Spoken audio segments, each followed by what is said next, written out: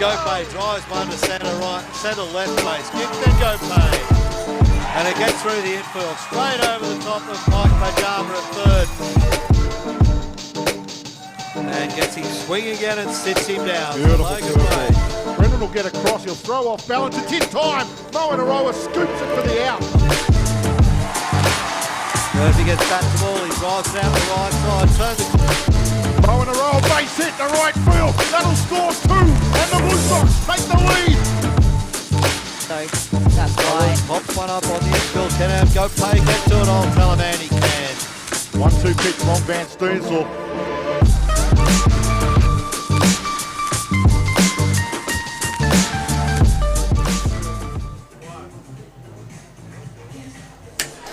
And ladies and gentlemen, boys and girls, welcome to Blue Sox Baseball. And again, proudly brought to you by Sports Broadcasting Australia. And again, we're broadcasting live on Blue Sox TV on your YouTube channel from Blacktown International Sports Park. Yes, it's Blue Sox Stadium on this wonderful Monday morning, or Monday midday by the time we start with first pitch, but certainly Monday morning now, the 30th of December 2019. Wow, this year's running out really quickly, and this will be the last game in the 2019 decade. And fantastic for the Sydney Blue Sox and the Perth Heat to be able to be playing that final game of the decade for the ABL. Good afternoon, or good morning I should say again, it's very early in the day, isn't it? I'm Paul Harrow, and along with my compatriot here, Big Cam Hickson, we're the Blue Crew for today's game, and we're ready to go for the homeward run to the Claxton Shield again. 2019-20 as the Sydney Blue Sox take on the Perth Heat in what is Game 4 of the Holiday Bonanza. That's the Christmas New Year holiday break here in Australia. We're as nice and hot, and I'm going to throw to Big Cam now. He's going to give us a bit of a wrap-up of the previous games during this series. There's been 3 of them. Big Cam's got all the details, and I'll be back shortly with the conditions. Thank you very much, Harrow. Good morning to you. Good morning to the listeners, especially those over there in the west where it is still bright and early, just coming up to 9 a.m. over there in Perth. It's coming up to midday here in Sydney. What a series we've had so far. It's been a remarkable start to the series. The Perth Heat jumping out, taking game 1, 5 runs to 3. They backed that up on Saturday night, 5 runs to 2. The Blue Sox got one back yesterday, however. The big win, 8 runs to 2 over the Perth Heat. And the Perth Heat trying to do something that they've become accustomed to over the years, and that is hurting the Blue Sox chances of a championship. Last season, you will remember it was Perth Heat that took care of the Blue Sox in the semi-final to advance to the championship series. The Blue Sox desperately need to get a win here, stay in touch with that Northeast division. Weather conditions out here, as Harrow said, it is hot. Very, very hot. Currently sitting at 34 degrees. Could be a little bit hotter than that, but currently sitting at 34. Will get hotter in the next couple of hours. Tipped to reach 38 degrees. And for any of our viewers that are Fahrenheit, that's about 102, 103 degrees Fahrenheit. 37.3 is 100 exactly. So the moment we top 37, we're into the hundreds. And thankfully, we're not playing next weekend here in Sydney, where it's tipped on Friday to reach 45 and Saturday 47. So heaven forbid you should have to be out in that sort of heat. A bit warmish it will be. And today there is cloud cover. There is no bushfire smoke lingering, but what there is a heat haze. When you get this sort of temperature and this sort of humidity, you get a sort of a haze in the sky that makes it all white, and it's very much a heat haze. And we saw yesterday, even in the afternoon, the late afternoon, that cloud cover, when the ball went up high, fly ball, it was hard to pick out for the players because it's white on white ball with a white background virtually, and there's no clear blue sky at all. Everything, all this cloud is keeping the heat in and keeping the humidity in, and very easy to sweat it all up just sitting in a box, let alone playing baseball out there in the heat. But they're here, they're going to do battle in Game 4, and that's going to be a very, very good afternoon of baseball. First pitch scheduled for 12 o'clock, high noon. And once again, earlier today, Big Cam was down in the dugouts, patrolling there and seeking interviews.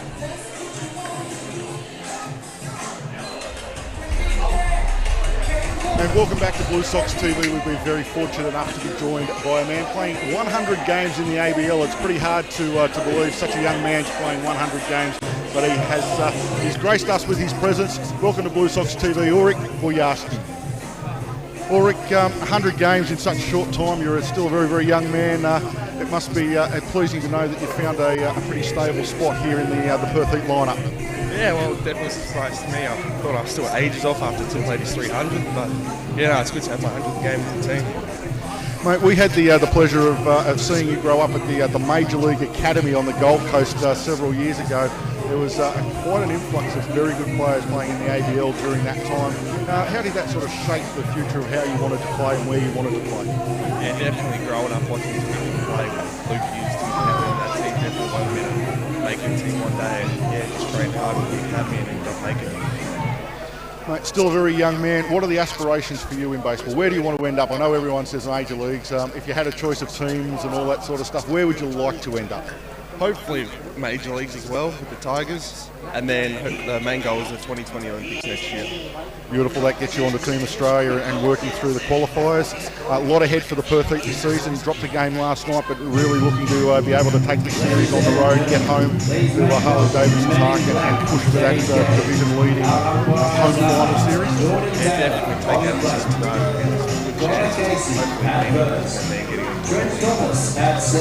I know there's a lot of Blue Sox fans that would love to go home and take care of Brisbane 4-0 over there in Harley Davidson Park. But mate, congratulations on 100 games.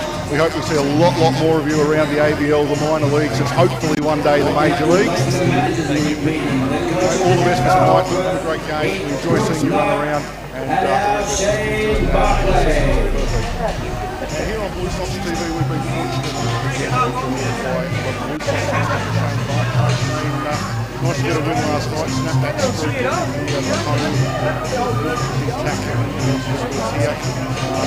Please make welcome all the way from the very west Arizona to the final game of this series, Perth Heat, at number 23, center field, Tim Pinelli. Number 33, second base, Pete Cosmo. Number 11, right field, Jordy Bissett. Number 6, the shortstop, Robbie Glendine. Number 18, left field, Nico Holzer. Number 25, designated hitter, Ulrich Boyarsky. Number 22, first base, Calio Johnson. Number 10, the catcher, Alex Hall. Number 5, third base. And now we put it down to the Blue Sox owner, Adam. He struggled a little bit since then, but all the time his work ethic hasn't changed one little bit.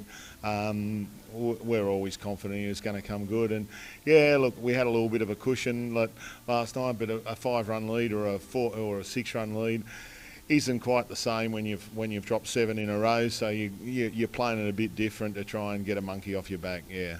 Absolutely, and to that, the veteran went out there to seal the deal for the Blue Sox, and I know there was a fun time we had a little bit in the commentary box when you had to go out and have a chat to Mr. Oxspring on the mound. He's the pitching coach himself. Did he tell you to go away? He was the pitching coach. He'd have a word to himself? No, look, to be honest, we're trying to get Wilco ready in the pen in case there's something didn't go, but look, he's inspirational, isn't he? He's a really good pitching coach. He's aggressive. He's everything we want in a ball player. I think both him and myself and the whole coaching staff, it's probably not 100% the situation. We're trying to develop younger people to come in here, but we've got a job to do too, and he's shown that he's still up to this level without a doubt. I think most people would agree after the last 2 outings he's had. Oh, absolutely, and just a handy arm to have in the bullpen apart from a man around the club. It's a great thing. So game 4, trying to split the series before we head down to Melbourne for the New Year's series. A big game in the way that the division has fallen. The Cavalry getting beaten. Brisbane looking like they're on a little bit of a slide at the moment. The Tuatara getting beaten their last game. A real big opportunity for us to jump up the ladder. The Blue Sox to take that 2nd position or 3rd position on the ladder and really position themselves well for that run home. Yeah, look, of course you look at the leaderboard and whatever, but if we're gonna go well, we've got to stop worrying about that sort of stuff. We've just got to concentrate on today, and if we can get through today, we've got to concentrate in game 1. And I know it's an old cliche, but honestly, if that's the way. That's the only way to win ball games is to stay in the now. You got Ryan going today. Is Ryan Zimmerman going today for us? Today? Yep, for sure. And he'll be taking on a guy that you won't have seen a lot of in Tom Bailey, who's been out for about 1.5 years with some arm problems. You guys have done a bit of scouting on him and know what to expect from Tom? Yeah, well, look, the only thing we've got on is what he did in the 3 years he's had previously, and it doesn't matter. I'm sure he's competent, or they wouldn't be running out there with all the other pitching they've got. So due respect to whoever goes on the mound, we'll be working to get our first lead off on, and we'll be working from there. Well, best of luck today, Shane. Looking forward to another massive clash here between the Perth Heat and the Sydney Blue Sox. Game 4 of the series coming up very shortly right here on Blue Sox TV. Blue Sox squad. And there we have Big Cam Hickson straight from the dugouts before the game. A couple of very good interviews there. And while that was occurring on ground, Tim Kennelly was presented with a Sydney Blue Sox hat. The Perth leader there, playing his 300th game yesterday, as Big Cam mentioned. One of the hats from the Blue Sox players last night, signed by all of the Blue Sox players in that game, was presented to him today. So we've gotten back just in time to take in the Australian national anthem. So we will pause for that. Then we'll be back with all the lineups for Game 4 in the series between the Blue Sox and the Perth Heat.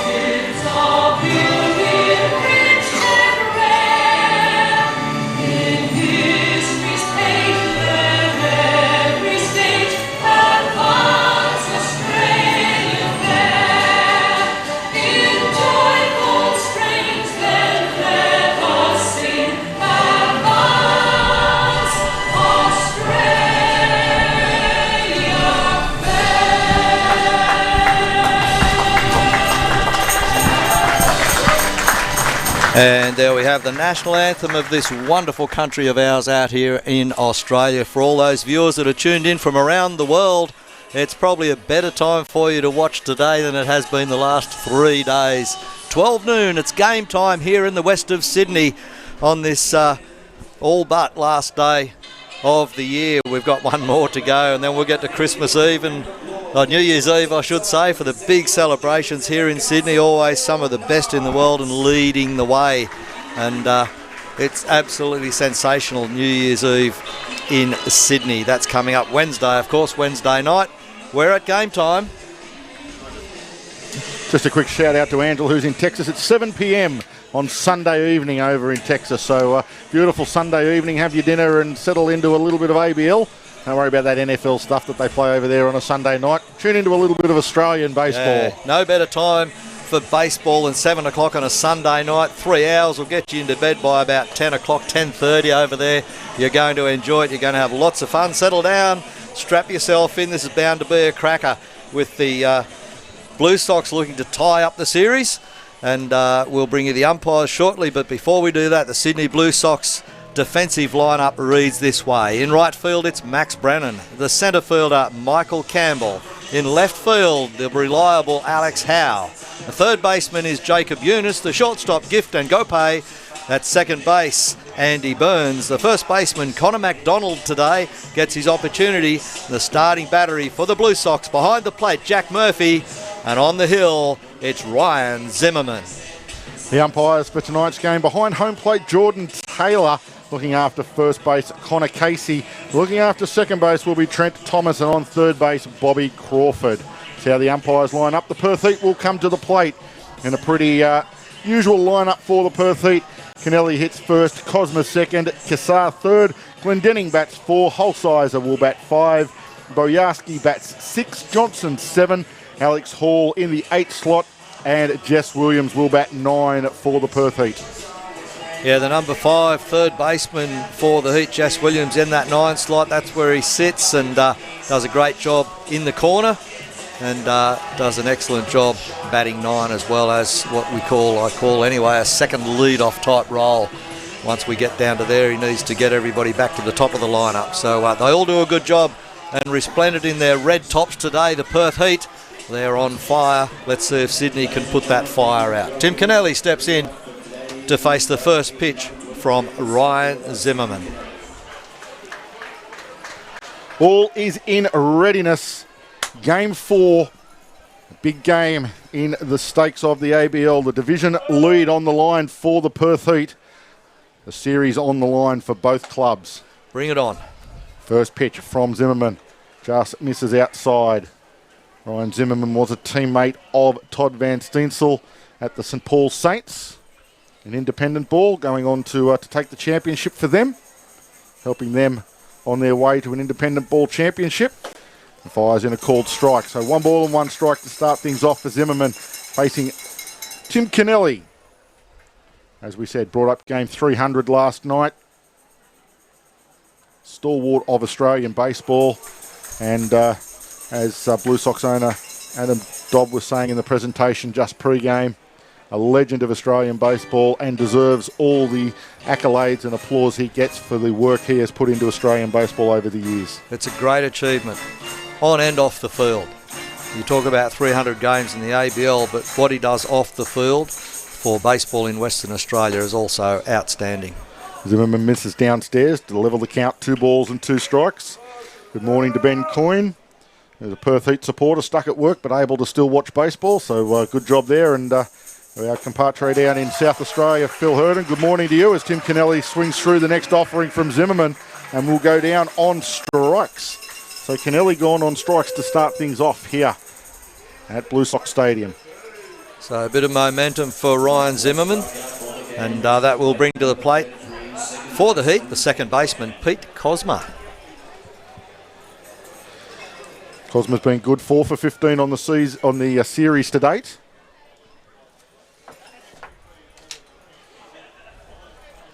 Crowd warming into this. When we got here this morning at about 2 hours, 90 minutes or so, an hour and a half before game time, there was already a nice crowd at the gate.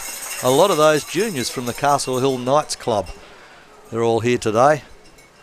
I think they must have brought nearly all of their club. There's so many of them looking good in their green uniforms.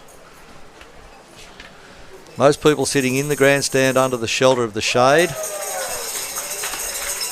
There are plenty of seats here. The beer garden is a little bit popular. Again, people sitting in the shaded area because it is quite hot. Very, very warm and expected to get a lot warmer in the next couple of hours here. Peak temperature around about 2:30, 3 o'clock here in Sydney. We reach our genuine maximums. This is on the outside edge, rings him up on strikes. Lovely pitch from Zimmerman. Froze Cosma. He was 0-2 in the count, so he had 2 strikes, and I think Cosma was not expecting a strike. But Zimmerman painted the outside edge with a fastball and just froze Cosma where he stood. So KC gone down looking for the second out on the Heat. Jordan Cassar to the plate now for the Perth Heat. 5 for 13 on the series, including that bomb last night that went out onto the batting cages in right field. The wind was blowing directly in, and it is always a tough ballpark to hit a home run in at the best of times. When the breeze blows in, it's nigh on impossible, and that was as close to a no-doubter with that wind blowing that you're ever going to see here at Blacktown. Took off like an F-111. Wind today blowing almost across the diamond from left field to right field. So again, if you want to get one launched up towards the flag poles in right field, that's the direction to hit your home runs in. Wind out of the north here in Sydney today. Quite often, as I said, we get that southerly breeze which knocks a lot of balls down. Today, the northeasterly with the hot weather will assist the balls out to right field as Kassar fouls one off into the facade of the grandstand. That will level the count, 3 balls and 2 strikes, I believe, on him, or is it 3 and 1?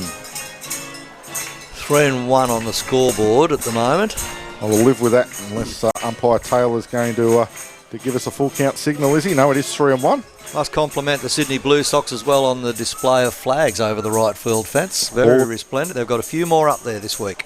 It's all of that one's right on the outside edge for 3 balls, 2 strikes. All of the country's flags for whom there are players here in the Blue Sox. So South Africa, America, Australia, Italy and Canada. Yep, they're all here. Believe it or not, they're all here. There are players from the Blue Sox on each of those. I'll run through them as we go a little bit later. But full count pitch on its way to Kassar. It is, rung up for strike 3. Kassar not happy. He was tossing the bat in his arm shield and he's having quite a bit to say. He didn't like the pitch before that either. He protested the pitch before that. And it's not the way to get on side with an umpire in the first innings, I can tell you right now. No matter who the umpire is, if you want to start a dispute, don't start it at the beginning of the game because it could last all game. So basically Ryan Zimmerman strikes out the side here in the top of the first inning. 3 strikeouts for Zimmerman, 1 swinging, 2 looking. And he gets back to the dugout having only faced 3. The top half of the first innings is in the books. It's 0-0, the Blue Sox and the Heat. It certainly is. Now, for all your printer and copier needs, speak to the professionals at Mytronics. Mytronics are Australia's largest brand independent office equipment and supplies company. Mytronics are proud to be wholly Australian owned and operated and stock all the best and most famous brands of printers and copiers. Mytronics guarantee to better any valid Australian quote, so you can be sure you're getting the best value and service when you buy or lease your chosen product from Mytronics. So jump online and check out their massive range of printers and copiers and all of the other services they provide, including mobility, at mytronics.com.au. That's mytronics.com.au, and Mytronics are proud sponsors of your Sydney Blue Sox. And we love our sponsors here at bluesox.tv. You've got to have them. We can't survive without them. We're running on a really limited budget as it is. And it's great to have those sponsors putting in something to assist us to be able to bring you all of these games and to keep the Blue Sox on the field. Yeah, we try to get them on our broadcast as much as we can. They've got banners around the grounds. I believe RBI Australia is out here in the ground today. I was trying to catch up with the owner and proprietor of that. We might be able to get him up here a little bit later. We'll see how we go. But other than that, it's all we're all grateful for having those sponsors on board. And Perth go to the field with this defensive lineup. In right field, it's Jordan Kassar. Centre field, of course, Tim Kennelly. In left field, Nico Holsizer. At third base, Jess Williams. The shortstop, Robbie Glendinning. At second base, it's Pete Cosma. The first baseman, Callio Johnson. And the starting battery for the Perth Heat. Behind the plate, Alex Hall. And on the mound for the Perth Heat, Tom Bailey. Yeah, making his return from injury, Tom Bailey. So that's going to be a massive in for the Perth Heat. He made it all the way to Team Australia right back in the 2016-2017 series and was touted as being one of the big prospects for Perth Heat and Australia going forward. Unfortunately had some arm injury issues. He has missed 18 months of baseball, so It is fantastic to see Tom back on the mound, not only for Perth but for Australia going forward, and we just hope that he can get back to the levels that he was reaching in that 2016-2017 season. So he starts off to D'Antonio back in the designated hitter role, back in the leadoff role for the Sydney Blue Sox. He's 3 for 7 on the series, so he did miss a game in the middle of the series. We'll see how he goes as Bailey tries a breaking pitch, misses high and outside. 2 balls, 1 strike to D'Antonio leading things off.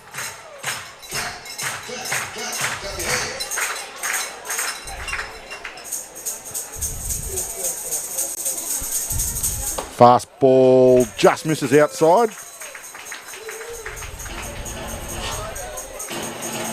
Count to 3 balls and 1 strike. Trent D'Antonio leads the ABL career-wise for walks. Wow. There I go. First one of the day. With over 200. In fact, I think the number was 202. Well, he's just added another one. Make it 203. Career walks for Trent D'Antonio. And he will stand aboard first base. That's why he's in the leadoff generally in this lineup. He is such a disciplined batter with such a good eye that he can pick those walks, get up there, and he is still a threat on the base pads. He had a break from the lead-off role for a couple of games and back in there today, and he started as the coach expected. Just struggling with the bat a little bit is Trent, batting 130 on the season. He's a career 260 hitter, so he will need to work on that, but that will come.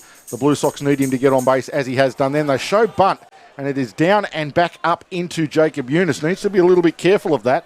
If he leaves the box and that comes back into him, he's out hit by batted ball, but... Yeah, and I think Alex Hall was asking questions of the plate umpire and just checking on why that ball was a dead ball. If it hits him whilst he's still in the box with 1 foot in the box still, it becomes a foul ball, and that is why it becomes foul.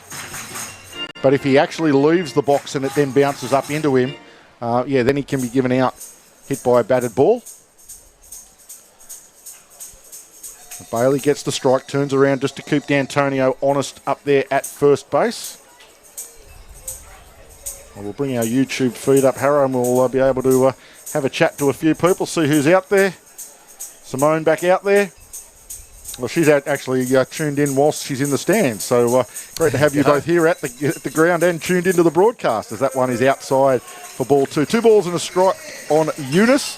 D'Antonio lead-off walk for the Blue Sox. We had lots of viewers over this series, absolutely fantastic viewer figures, and we appreciate all of you that communicate with us as well on all 3 media types. SMS, of course, on 0412 203068. And our Twitter handle is at Blue Sox TV if you prefer to use Twitter. All one word. And of course, if you are tuned in on that YouTube feed, you can always just go into the live chat box and say hello.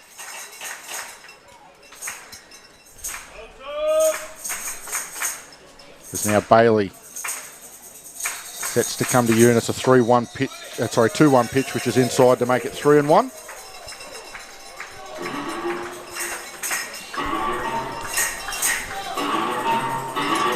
Bailey just working out a little bit of rust. I'm sure he will have done a lot of work. Brooke Knight is a very intelligent manager. He wouldn't have sent him out there unless he knew he was 100% ready to go. Oh, absolutely. I mean, you get completely rehabbed, and you said how astute Brooke Knight is. Very experienced coach.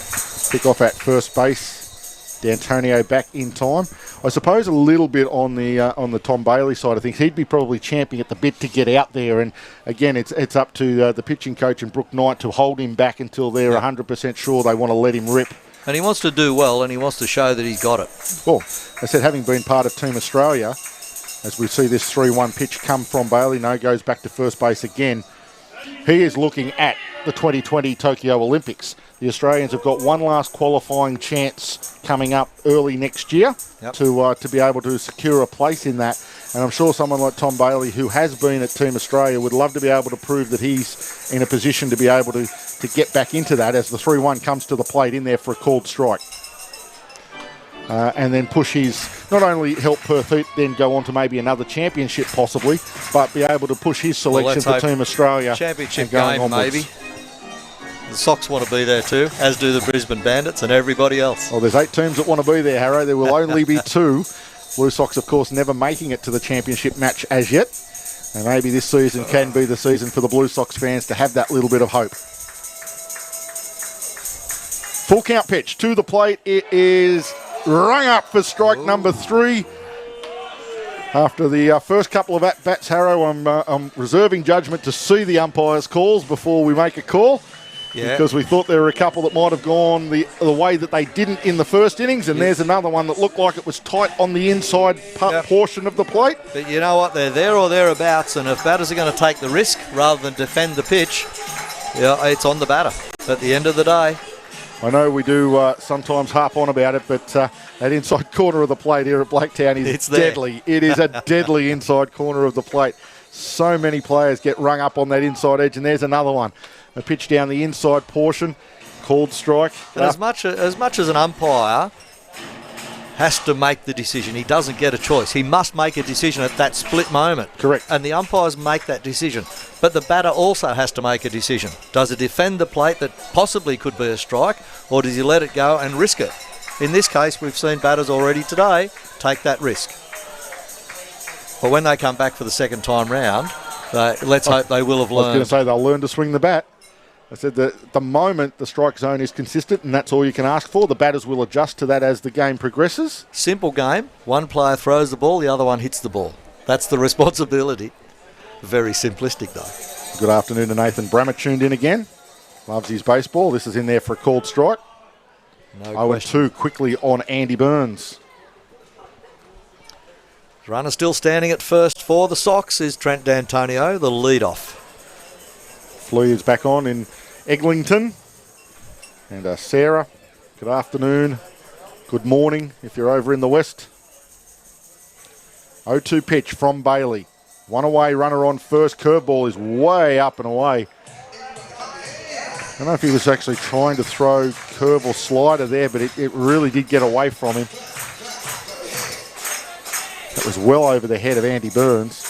Good job by Alex Hall to be able to get up there and get that. Breaking pitch is lifted foul by Burns. Over the roof, near the merchandise stand. Plenty of wonderful merchandise in Shirley's merchandise booth down on the front of the concourse here at Blue Sox Stadium. But if you are looking for any of the merchandise, even these wonderful red Perth Heat jerseys, jump online, go to abl.com.au, click on the team that you're interested in. They will have the link to their shop, and you can pick up all the wonderful merchandise for either the Blue Sox or the Perth Heat. This one lifted out into centre field, getting down quickly. Kennelly comes forward, has no play. He'll have to pick it up on the second or third hop. Return it to the infield, and Andy Burns has the first base hit of the afternoon. A single to centre field to advance D'Antonio to second base and give the Blue Sox runners at 1 and 2 with one away here in the bottom of the first innings. No score on the board, the Sox and the Heat. And the crowd wide awake here live at Blue Sox Stadium. We're listening to Sports Broadcasting's Big Cam Hickson. I'm Harrow Harradine, and the crowd are alive. Yeah, Ben Coyne just saying hopefully Aaron Suki will be able to make a comeback similar to Tom Bailey. We're all hoping for that too, Ben. Aaron going through some arm issues himself. Some serious arm issues, and we hope that Aaron will make it back, will rehab, and hopefully we'll see him in the best part of 18 months from his injury back here pitching in the ABL. Fingers crossed that he can make a recovery and get himself back on the Blue Sox roster.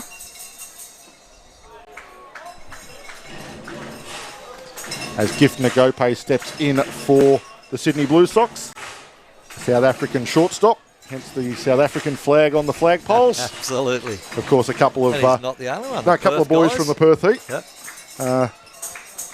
Unsworth, our starting pitcher from Friday night, South African born. Is he the one from East London? I believe he might have been. And there's another one from Cape Town that just slips my mind at the moment. It's on the stat sheets, but we'll get there. I recommend people go onto the ABL websites, have a look at the Perth Heat rosters, have a look at the Sydney ones, click on the players' names, and it gives you a bit of a bio. Not much, but enough information to know where they're from, how old they are. 2-0 pitch to Nagope, misses high, 3-0. Height and weight, they're all there. Have a rummage around in amongst the player lineups and the rosters. Another interesting one is to look at the coaches tab. Click on the coaches tab and see who's doing what for who. Hopefully they're accurate. I know one season they weren't, but that's neither here nor there as Nagope takes ball 4. He will walk, Burns to second, D'Antonio to third. We have them loaded with one away here, bottom of the first, and Alex Howe, who is second in averages for the Sydney Blue Sox. He is due to the plate, but not before Brooke Knight's going to come out and have a word to his young charger. Yep, just trying to settle things down after issuing two walks in this bottom of the first inning. And here come the water balloons. Out into the crowd. Funky Phil out there, just getting a bit of water distributed around the crowd, and they'll be grateful of it. Might get saturated, but they will be grateful for the cooling off. Yeah, they've had the misting fans up and going out in the forecourt, and some of the staff walking around with little portable misting fans, keeping everyone cool. As we said, is tipped to get into about the mid-hundreds on the Fahrenheit scale, and into the late 30s here on the Celsius scale. Currently sitting at about 34 degrees and tipped to reach 39 here in the west of Sydney. So Alex Howe to the batter's box now for the Sydney Blue Sox.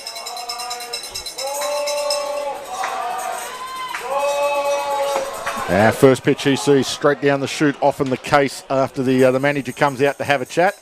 Alex batting 341 on the season, second only to Andy Burns, who's batting 351 for the Blue Sox.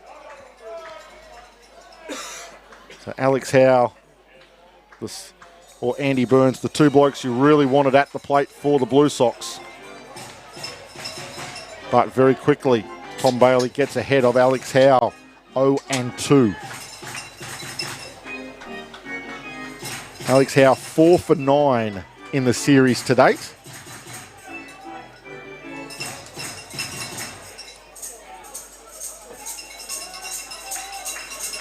As he waits in on the 0-2 pitch. Fouls it off, stays alive, does Alex Howe. The bases are loaded, there's one out. The Blue Sox threatening here in the bottom of the first innings. It's game 4 here on Blue Sox TV. Big Cam Hickson here. Paul Harradine alongside Oscar and Owen in the bunker, bringing you all the pictures, pressing all the buttons, making everything happen for us here on Blue Sox TV.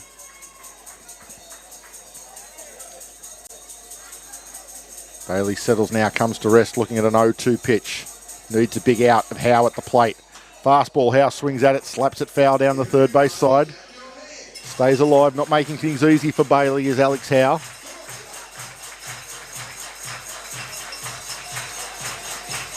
Quick shout out again to Rick Schmidt, Dan Schmidt's father, wishing us a good call today, and yeah, all good. Sent us great information yesterday, so we really appreciate that. But you have a good day as well. Thanks for wishing us good calling. We'll have a bit of fun, we know that.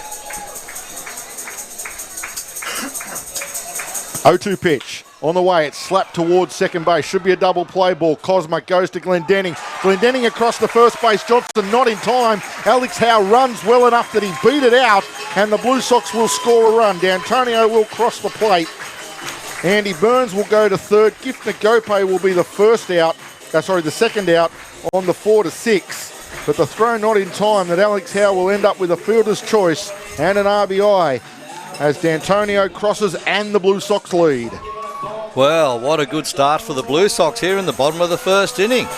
They've scored one run, but gee, they've put some pressure on the Perth Heat defence here, putting the ball into play, getting walks and base running. Sensational. We've got Andy Burns at 30, just takes his hat off to cool his head a little bit. I think it's warm out there. He has a look around, gets the signs from the coaching staff. Good afternoon to Steve Merrill, who's tuned in at home in the aircon, watching the Blue Sox go around after he's just watched the 49ers take care of the Seahawks, apparently in the NFL to take number one seed. Shout out also to Kylie, Neil, Ashley and Zoe. They're all watching from home. So one login, 4 viewers there, Cam. Add them all up. Thanks for letting us know, Kylie, Neil, Ashley and Zoe. Hope you're enjoying it and I hope you're comfortable at home there. Hello to Claire, who's tuned in on her work break. Might be a slightly long work break. Next pitch comes in high and inside on McDonald, and all of a sudden he's behind 3-0. So real trouble for Tom Bailey here in the first, and Perth not mucking around. They now have relief up and throwing in the bullpen straight away. So Brooke Knight keeping Tom Bailey on a rather short leash at the moment. 3-0 pitch to McDonald, taking all the way for a called strike. Yeah, trying to get some eyes up there. He wasn't interested in that one, McDonald, but let's see. 45 in the bullpen is Trevor Frank, up throwing in the bullpen. Yep. For the Heat. 3-1 pitch. They'll go to first base just to keep Alex Howe honest.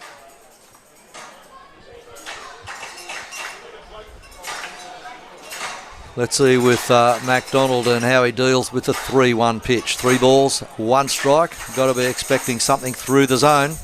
You're sitting on fastball down the middle, and that's what he was sitting on. He got fastball inside, just couldn't get around on it in time, couldn't get the hips around and the hands on the inside of the ball to keep the barrel there, but he was looking for that fastball. He got that fastball, he went after it. Good location from Bailey. As a hitting coach, you're okay with that. It's 3-1, it's the hitter's count. You're looking for it. He got it, he just couldn't quite catch up to it.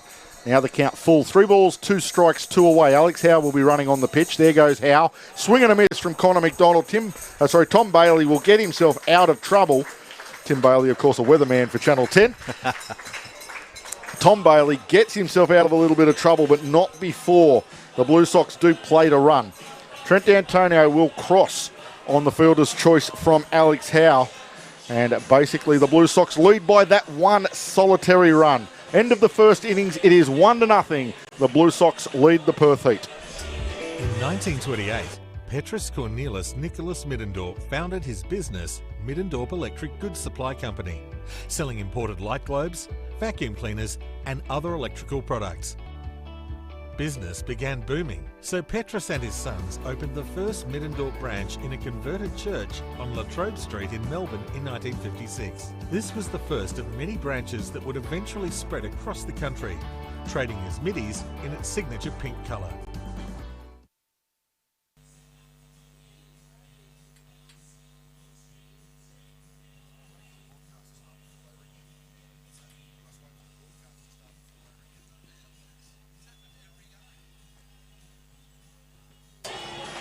And back at Blue Sox Stadium, Game 4 of the series, the Perth Heat and the Sydney Blue Sox. These two teams having the honour of closing out the decade for the ABL. Started back in 2010. It's been a long 10 years. We were, again, fortunate enough to be able to call strike number 1 here in the ABL all those years ago. Certainly did, and that was internet streaming via radio.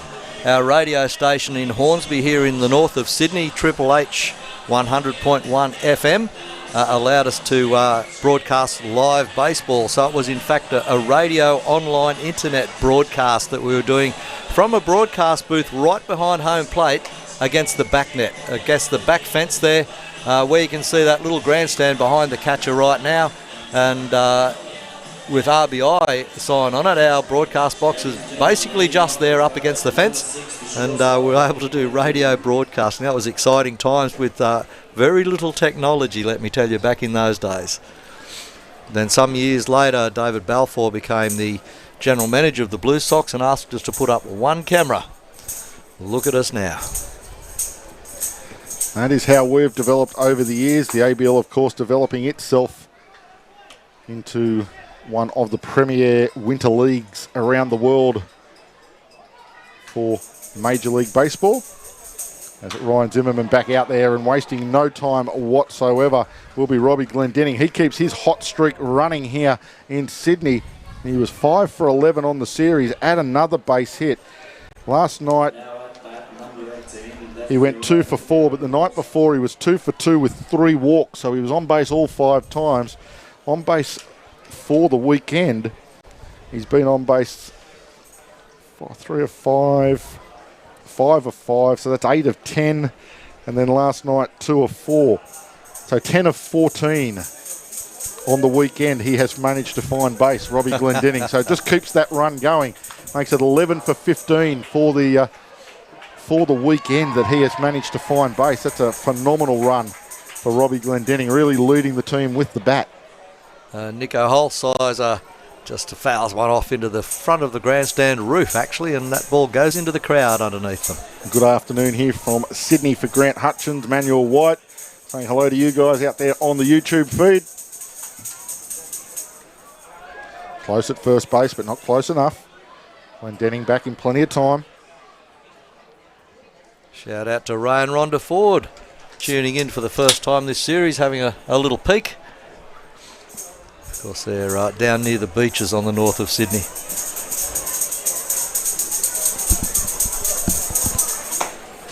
Here's a called strike for Zimmerman. Didn't see a lot wrong with that pitch. Maybe a little bit of height. Maybe it was a fraction low. Nico not happy. But in terms of direction and location on the plate, it looked okay. We sit maybe a yard to the right of the catcher and right at the back of the grandstand. So we are some 70 or 80 feet away from home plate, but we get a good look at home plate.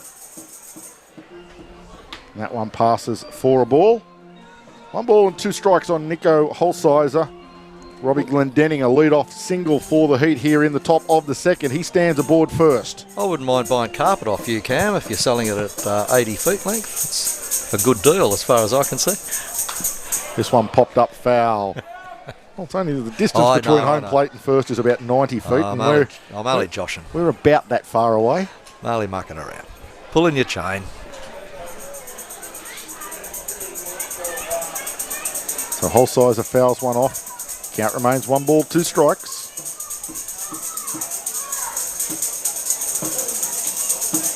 Glendenning always a threat on the bases. Stays this side, it's chopped towards Eunice. Double play opportunity, 5-4. 4-3 is not in time, I don't believe. Nope. They didn't get him running well. Nico Holsizer, he will beat it out. So they will get the lead runner in Glendenning. He will be the first out on the 5-4. They couldn't get Holsizer. He will be aboard courtesy of the fielder's choice. And the Blue Sox can't quite go round the horn. The 5-4-3 double play, but they do get the first out, Yep, the good lead out. off of Glendenning. It's a good out. You don't want that runner up there. Don't need them in scoring position. And stepping in for the Heat now, designated hitter again in this game 4, Ulrich Boyaski. Super Mario saying he loved those. This is hit hard and high to centre right. Again, difficult to get it one out of this ballpark. And it's Max Brennan that camps underneath it and takes the catch out there in right field. Straight away centre right. That would have been out of a lot of ballparks in the ABL whose outfields don't go around quite like Blacktown. And Max Brennan took it one step off the warning track. And again, Boyaski, he hits the ball hard and he hits it deep. And that's why he's in the designated hitter role. If he gets one through, he doesn't muck around. He's only 21 years old. He's got a big future in front of him. Would have been a nice way to celebrate game 100, wouldn't it? To be launched one out of Blacktown of all places. But Boyaski goes down on the fly to 9. And that will bring Kaleo Johnson to the plate. Yeah, Super Mario saying the only way you could follow the ABL back in those days, those old radio calls, the memories. Yeah.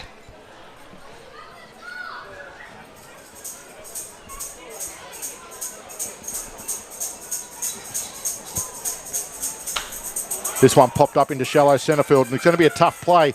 Going back will be Ngope. Coming in will be Campbell. Campbell will have the track on it, and he will make the catch to retire the side.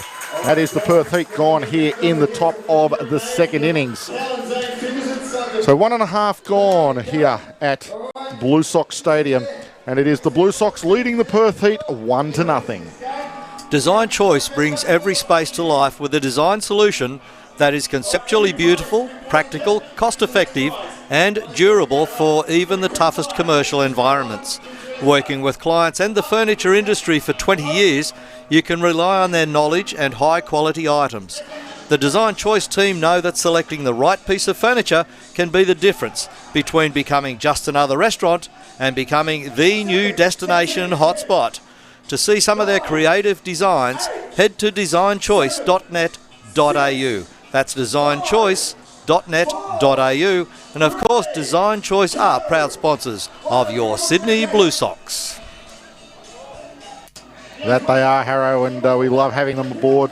I do recommend you go and check out the website of Design Choice. It's a fantastic website. Some of the things they can do with some of the areas they've been given to work on are just unbelievable. So jump online, have a look at their website, and if you are in need of having something done around your industrial area, restaurant, business, give them a call, and I'm sure they can come out and sort you out once and for all. And Steve Merrill saying, yeah, nice and cool in his aircon. How's the temp out here today? It's a sweat-inducing 34 and rising, Steve. Thanks for the concern. If anybody's sitting beside the pool, sipping on a cocktail, don't tell us. Please don't let us know. Yeah, heaven forbid you should send a photo through to at Blue Sox TV. That would really hurt. I'm thinking Mai Tais. Oh, something a bit more tropical, like an illusion or a Midori splice or something like that. There's a little piece of pineapple on the side of the umbrella, and the umbrella in it. Yeah. Hurt me. You can tell I've never experienced it. No. Jack Murphy, Captain Jack of the Blue Sox, strides to the plate for his first at-bat of the afternoon. Found a little bit of form yesterday, driving in a run with a double. driving in a extra run on a wild throw.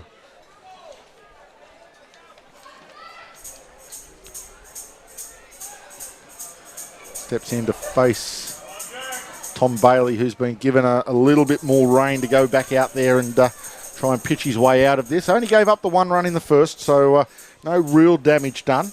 Well, I think the manager visit to the mound was there to just get him settled, get him organised. Having somebody in the bullpen, sitting in the shade, a bit stretched and warmed up is only a precautionary measure. You're not going to expect to be dragging a starting pitcher too early in a game. Well, he was being kept on a short leash in that first innings, and he got himself out of it, which hopefully does himself the world of confidence. Murphy, they were playing pull on him, and that will be Glendenning across there to make the play. They were playing the shift on Murphy. When he bats left-handed, they do play him to pull hit, and it was Glendenning playing on the first base side of second base that had to go across and make that play. So it will be a ground out to shortstop, even though shortstop was playing on the right side of the diamond. Very strange. We head to Michael Campbell now. Number 45 steps in, batting in the 8th slot this afternoon. It's just gone almost 12:40 p.m. here in Sydney. Eastern Daylight Savings Time in Australia. Bailey gets one in on the hands, gets the comeback, or a nice work getting off the mound from Tom Bailey. Yep. He will pluck it, send it across to Johnson for 2 quick outs. Michael Campbell on the first pitch he sees, Tom Bailey goes inside and ties him up, and all he can do is a little half dropper back to the mound. Tom Bailey still had to get off the mound and make the play, did it nicely. That'll again do his confidence another step up and another world of good, and very, very quickly he sees 2 and he retires 2 here in the bottom of the second. 2 up, 2 down brings Max Brennan to the plate, right fielder for the Sox this afternoon. He takes first pitch for a called strike. Slightly different lineup for the Sox with McDonald at first base. Yeah, Bosmo and Aroa, I haven't seen him at the ballpark today, Harrow. We do know that he does have a lot of work commitments. He does work up Newcastle way from where he comes. And whether he's able to arrive later or not, we're unsure. He is on the lineup if required. So there's a full lineup there, but as you say, work commitments. Some of the players have normal work commitments apart from their baseball commitment. Just laughing at Funky Phil over the third base corner. 1-2 pitch is grounded towards Williams. The third baseman gets a nice hop, fires it across the diamond. Tom Bailey, that will settle any nerves there may have been. A really nice inning for him. He retires the Blue Sox in order, 1, 2, 3. They are done in their second inning. So we are through to completed inning here at Blacktown International Sports Park, where the Blue Sox lead the Perth Heat 1-0. Struggling with the rising cost of power? You are not alone. Over 2 million Australian homes have now installed solar. The average size solar system can save you around $500 a quarter, add value to your home and reduce your carbon footprint. SolarAy is Australia's largest independent solar and storage installer, located right here in Blacktown. Talk to the team at SolarAy to find out if solar is right for you. Visit solaray.com.au/Blue Sox today. SolarAy Energy, proud sponsors of your Sydney Blue Sox. And back at Blue Sox Stadium, Blacktown International Sports Park. A massive sports complex out here in the west of Sydney. Has an AFL field just to the north of us, a cricket field to the northwest. The Sydney International Softball Stadium, just the other side of the entrance road, and a Olympic-sized athletics field over the back, as well as the International Goalkeepers Academy. So all of that in the precinct, and across the road, across Eastern Road, just to the southeast of us, is the Western Sydney Wanderers A-League home venue, just known colloquially as Wonderland, a massive complex of soccer fields and sporting complexes over there. Yeah, and of course the history of Blue Sox Stadium is this ground was actually built and developed for the year 2000 Sydney Olympics. For all the preliminary games, and then the main games went into what is now known as Giants Stadium, the stadium at Homebush that the Western Sydney Giants AFL team play their home games off. That's correct. So, we go to 2020. Who would have thought it was 20 years ago? Oh, I'll tell you what, 20 years ago when we were here for the Olympics, yeah. You were 20 years younger, Cam. Don't I feel it? You feel about 30 years older now. I've been catching for all of those 20 years, and you feel it. A shout out to Laurie, who's is tuned in from Florida. Loving the ABL. Great to have you aboard, Laurie. As stepping in to his first bat of the afternoon, Alex Hall quickly behind 0-2, fouling one off, swinging through one. Florida's a big state, and we've got a bit of that Florida weather here right now. Been to Florida, spent a bit of time there. It's lovely. 0-2 pitch low and inside, just except that we were, those beautiful tropical Florida days. You can almost set your clock by the afternoon thunderstorm that rolls through at about 2 p.m. They have, this time of year in Florida, they have a lot of what they call, what do they call? They come down from Canada. There's snow something or others. All the people from Canada go to Florida because it's too cold up north. To get away from the snow, yeah. Snow angels or something like that. Snow dodgers. He'll tell us. It's full of Canadian number plates down there. Alex Hall gets the count level at 2-2. This one's in the dirt, fills the count up. So good at bat from Alex Hall. He was going to go and get the ball if the it's too far away. Oh, he's going to throw it back to Ryan and say, keep throwing this one. Yeah. He's thrown a couple of balls with this one. Oh dear.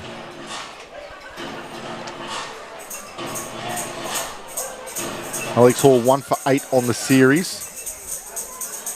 Zimmerman doesn't use too much pitches, rubber, does he? 3-2 is low and inside. That'll walk him. So a lead-off walk for the Heat here in the top of the third. Just realised, Harrow, this is your inning. Alex Hall does it. I'll step out the way for you. That's all right, Cam. You're enjoying yourself. I don't mind if you keep going. It's a fun day Monday. Bits like Hall looking at that ball rolling away. It's a bit too far. So Alex Hall, the catcher for the Heat. Snowbirds. They're called snowbirds. Snowbirds. Thank you very much. Yeah, something to do with that. Thank you, Laurie. Snowbirds there. All the Canadian number plates down there. Look out. They double the population of Florida at this time of year. Base on balls for Alex Hall, and that brings to the plate Jess Williams. I mentioned Jess Williams earlier. The job he's been doing in that hot corner for the Heat. Hey, we can tick off another state. Did you like that? Hot corner, Heat? The smallest of them. Come on, Harrow. Come on, Harrow. Is it Hawaii? No, Rhode Island. Oh, of course it is. Jack from Rhode Island. G'day, Jack. Switching his Red Sox to blue. Oh, nice rip down the right field side, and that turns a runner. Alex Hall goes to third. He'll stand up there safely at third. Well hit there from Jess Williams. I gave him a rap. How did that work? He still got a single to the right field side. He must be immune to the commentator's curse, Harrow. Must be immune to it. So Jess Williams gets on base. A well hit ground ball all the way out to right field. Very hard hit. Alex Hall now in scoring position at third base. Runners on the corners for the Perth Heat. We're in the top of the third inning here with none out. We go back to the top of the order with Tim Kennelly. Oh, absolute situation just made for TK, isn't it? Runners on the corners, nobody out. Perth trailing by a run. This is exactly where Tim wants to come up in the lineup. Yeah, tries fastball outside, tempting Kennelly, but a little bit too far out. Jack Murphy just going to go out and have a quiet chat to Ryan Zimmerman. Try and calm him down. Back in. Famous name in baseball, Ryan Zimmerman, but not possum under the table, I think. Of course, not the Washington Ryan Zimmerman. This is the St. Paul's Saints Ryan Zimmerman. We did that on Friday, didn't we? Yeah, look up the records. Sensational. Yeah, jump into the... Mind you, this Ryan Zimmerman's doing okay. He just can't get a look in on the stats sheets. Alex would like a shout out, so there's your shout out, Alex. Fun day Monday.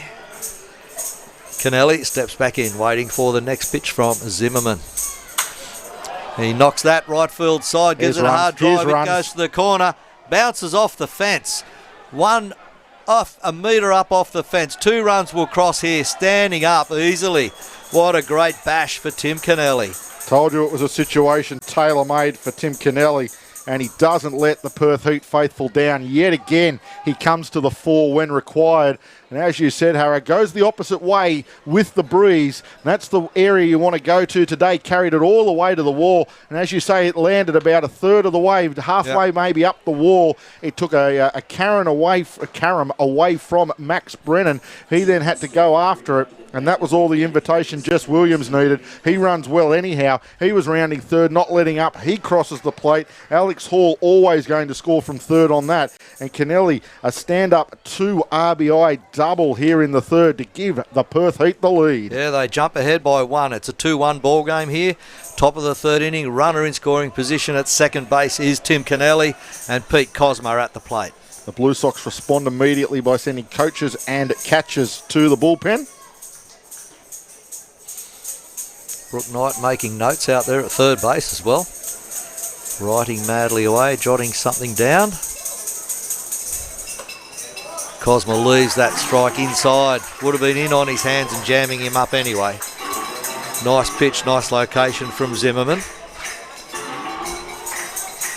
Cosma now, 1 ball, 1 strike.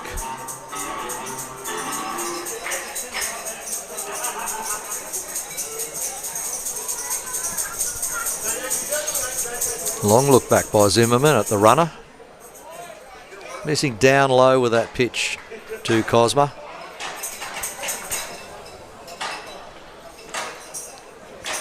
Well, back in those radio days, Cam, without all the video cameras and everything we use today, it was a lot more talking. We had to virtually describe the game and create that verbal picture for the listeners. It was lots of fun. That's the beauty of having the cameras up. Less talking. But the viewers can actually see what's going on. They don't need us explaining what they just saw, prattling on over everything all the time. We'll take our time, help them out. Shout out to Brendan. Cosma, the 3-1 pitch now. That'll be ball 4. Certainly will. Missed by a fair bit outside. So a walk issued by Ryan Zimmerman to Pete Cosma. And it doesn't get any easier for Ryan Zimmerman as Chris Oxspring's going to go out and have a chat. Jordan Cassar, we've seen on numerous occasions that the Blue Sox coaching staff go out and talk before Jordan Cassar hits. Every time. And again, Chris Oxspring out to talk to Ryan Zimmerman about it. So a shout out to a couple of shout outs. Suze Matthews, a big supporter of the Blue Sox TV and Blue Sox in general, on her way home to Sydney from Queensland.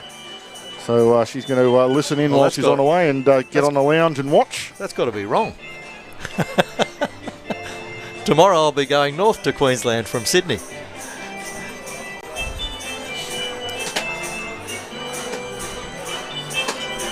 Suze Matthews might have been away holidaying, maybe with some dogs in tow.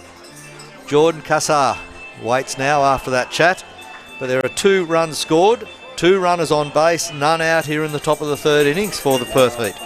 This is the area the Blue Sox have been a little bit disadvantaged in, is that 4th starting arm. They just don't really have that 4th starting arm at the moment. Maestri, Dormany, Gaia, they hold down 3 spots without any problems whatsoever. Whoop. It's just that 4th quality start that the Blue Sox have been lacking so far this season. Just into that first 2 innings were very strong. Then we get to the middle bit here, and it's a nervous time. It's only a 2-1 ball game, we know, so it just indicates how much of an arm wrestle this game will pan out to be through the course of the afternoon.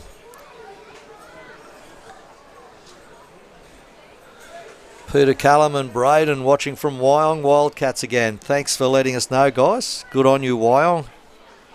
I've got relatives up there somewhere hiding away. Big swing and a miss from Cassar. He was trying to launch that one like he did the other night. That one was bound for over the batting cages if he got hold of that. Well, that's the thing with getting a few big hits. You want one all the time, don't you, after you get the feel of it. But he had the count. It was a 1-0 count, which now makes it 1 ball and 1 strike. Nobody out runners at first and second, so he doesn't want to ground into a double play. Worst case scenario, fly one to the outfield, and the speed of Kennelly, he should be able to tag and probably make it to third. It's a tough situation for the Sox right here. They've got a lot to defend. They have none out, and they're in the meat of the order. It doesn't get any easier, as we said. Like Cassar, he launched one the other night. Next up in the on-deck circle, Robbie Glendenning. 11 for 15 on base this series. So they said they really need to get Cassar here at the plate and hope that they can get a very unusual, maybe ground ball out of Robbie Glendenning and turn two and get out of the inning. But they've got to get through Jordan Cassar first. He is the most important thing standing in front of the Blue Sox, and Ryan Zimmerman at the moment gets it back to 2 balls, 2 strikes. As Pop flies out, left field side, Alex Howe rounding it up out there, left field, and takes a nice clean catch, no runners advance. So there's the all-important first out on a big hitter in the shape of Jordan Cassar, out on a fly ball to left field, position 7. 1 out. Now's the time they need to draw that double play and shut down the attack of the Perth Heat. So that was a big out for the Blue Sox. I've got to apologise. I think I should get a shout out to Brandon. It's actually Braden. So shout out to Braden watching in Geraldton. Apologies, Braden. Thank you for joining in. So Glendenning steps in. 4th batter in the lineup. Another danger man. He got a single to centre field in his first appearance. Then forced out at second. Likes a nice big swing. Does Glendenning.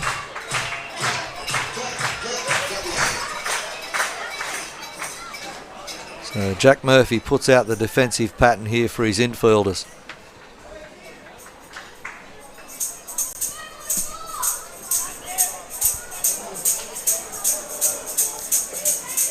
Runners at first and second, 1 out.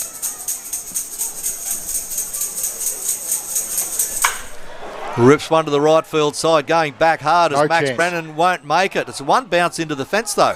Brennan sort of stopped running for that one. He was waiting for the rebound off the fence as runs cross the plate. And there we go with Tim Kennelly crosses for the 3rd run for the Perth Heat. Good base running. They waited for that ball to drop, making sure that Brennan wasn't going to take the catch. As he backed away, decided to, rather than make that catch, the runs would have gone around anyway after that. But he tried to get it on the rebound and then get it back to the field and stop any further damage. Cosmar moves around to 3rd base now in scoring position. Kennelly crosses. Perth Heat go ahead in this game by 3 runs to 1. And Robbie Glendenning stands safely at second. That was a big hit all the way to the wall again. He was no chance, Max Brennan, of running that one down. That'll be it for Ryan Zimmerman. He's done. The coach is going out to take the ball off him. Tyrell Harris was the man doing the warming up in the Blue Sox bullpen. So the afternoon is over for Ryan Zimmerman. With only 1 out in the 3rd inning. And give a shout out to Ryan from Sarah. And get that one done. Ryan from the Wildcats. And Turtle saying he spotted Lionel Harris behind the plate with the speed gun. Yes, Lionel is always sitting in those exact same seats behind home plate with the scouting charts and the speed guns. A legend of baseball in Australia. Tyrell Harris. But those first 4 in that Perth Heat lineup are as good as the first 4 in any team in this league they're probably in front of any team in this league by some margin. Kennelly, Cosma, Cassar and Glendenning. There just is no relief between the 4 of them. All 4 can put the ball out of any ballpark at any given time, and all 4 have exceptional speed. They just work away at it. It's contact. It's just contact with the ball, and they're not too fussy with it all. They just make contact, put it into play. You said you knew when Alex Hall and Jess Williams got aboard that the situation was tailor-made for Tim Kennelly. Well, you get Tim Kennelly at first, Tim Kennelly at second and Pete Cosma at first, and Robbie Glendenning steps up. You just know he's going to get himself on base. He was 11 for 15, make it 12 for 16 now for the series of finding a way to get on base. And on this occasion, it was a double, a stand-up double, and the Perth Heat extend their lead 3-1 over the Blue Sox as Tyrell Harris, the man from Compton, California, steps up to the mound for the Sydney Blue Sox. Genuine. And he's an imposing figure when he gets up on top of that hill. Let's see if he can change the fortunes here. It's only a 3-1 ball game, but it is the Perth Heat leading the Sydney Blue Sox in a home series. So Blue Sox at home, they're looking to win this game. They need to tie the series up. Perth desperately trying to win it to go to the top of the division. We saw last season how important the home field advantage was in the semi-finals and finals. Pretty much the home team winning their ways all the way through those series. The Brisbane Bandits finished in first place in their division. They hosted in the semi-finals, won that. They hosted in the championship series, won that. Yep. Perth won their division. They hosted all the way through. They knocked off the Blue Sox in the semi-finals. They had to travel to Brisbane for the finals. Couldn't quite get it done against Brisbane up there at Holloway Park. Brisbane sitting just ahead of Sydney at the moment on the standings. That will change though, because Brisbane have a loss to add to that. Sydney have a win to add to that. They haven't been updated since yesterday's round. Still got yesterday's there. So Brisbane's record will drop to 10 wins and 14. Sydney will be 10 and 13. So Sydney will be half a game in front with this game to play. Holsizer. Got one up and in. He's had a couple of those fastballs in towards him. He's been avoiding there. Well, he turns in on that one. That was in on his hands. He pops it up to Alex Howe in left field though. Deep, and tag up runner at third base. Will there be a play at the plate? No, there will not. Tagging up, Pete Cosma just stays and waits for the catch, takes off and scores another run for the Perth Heat. Yeah, Alex Howe, not the strongest of arms out there in left field. Really good, solid player, batting over 350 for the Blue Sox, but doesn't have that cannon to be able to fire the runners out. He was about halfway back to the fence, so he was deep enough that I don't think it would have made a difference anyhow, but he doesn't have the arm of a Michael Campbell. Cosma's got good wheels. Oh, absolutely. There's no question about that. Cosma just tagging up and pretty much a routine sack fly for Nico Holsizer and the fourth run on the board for the Perth Heat. 2 out, top of the third. Runner at second is Robbie Glendinning. Man playing his 100th game to the plate. Ulrich Boyarsky. Only 21 years old. How many games is he going to play if he stays here in the ABL? Oh, look out. 21 and already racked up 100. He's got good potential to be elevated in the USA, let me tell you. No reason why not. He's got it all there. Got the goods.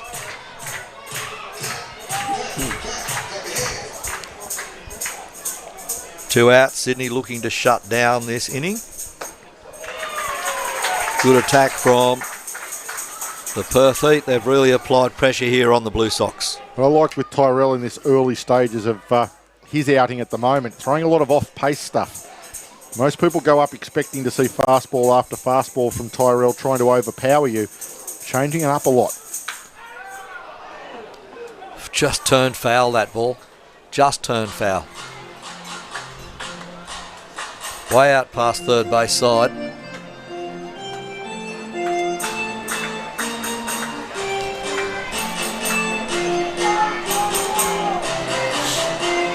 Swiarski waits for that ball to get back in. Everything resets. The ball came out of the bullpen during that.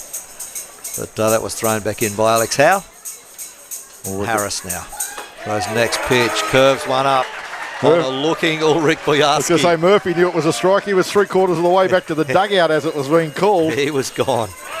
Throws him right there. Great pitch selection between Murphy and Tyrell Harris. Well, let me tell you, that was a great strikeout, and it shocked Ulrich Boyarsky. Gave him a wrap. That's what happens to batters that get a wrap off Harrow. So halfway through the third innings, we can tell you the scoreline has changed significantly. Perth have left one runner stranded at second base in the form of Robbie Glendinning, but they've also put 4 across the plate in the first half of the third, and Perth Heat lead the Sydney Blue Sox by 4 runs to 1. Lush Greenery is your comprehensive commercial supplier for all your artificial greenery requirements. From concept to completion, they are there every step of the way to help make your garden area or interior area look amazing. Lush Greenery covers your interior or exterior designs, from a range of barn doors or green walls, planter boxes to climbing vines, and so much more. To see examples of the spectacular green walls and all of their design concepts, head to lushgreenery.com.au. Lush Greenery are proud sponsors of your Sydney Blue Sox.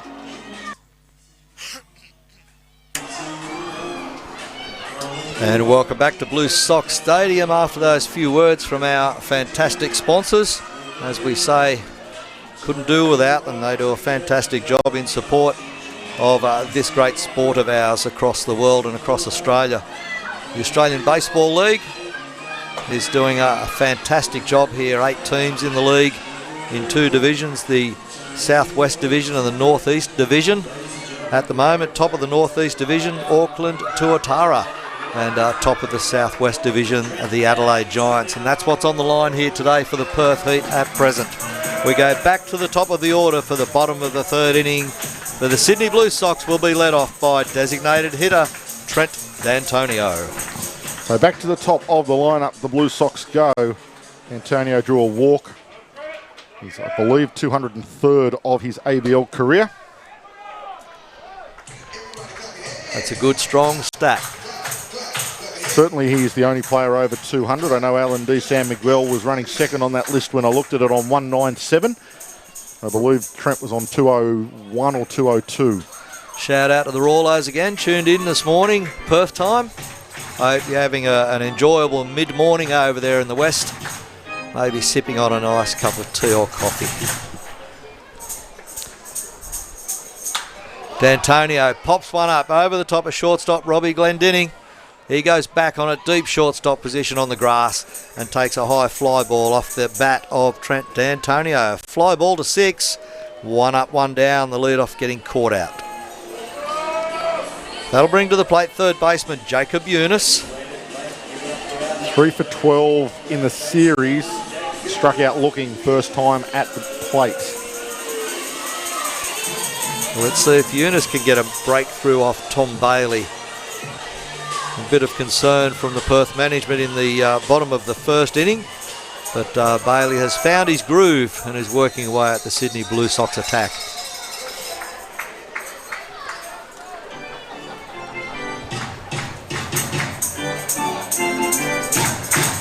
You can see from that shot over the pitcher's shoulder, not a lot of people sitting in those sunny seats behind home plate. It is a bit warm there today, and the crowd that are here are under the roof, sitting in shade. A bit further back up into the stands. It's good to have the Rawlos tuned in from the west. And in fact, all of the Perth supporters, we appreciate you letting us know that you're there and you're watching this very enjoyable game this afternoon.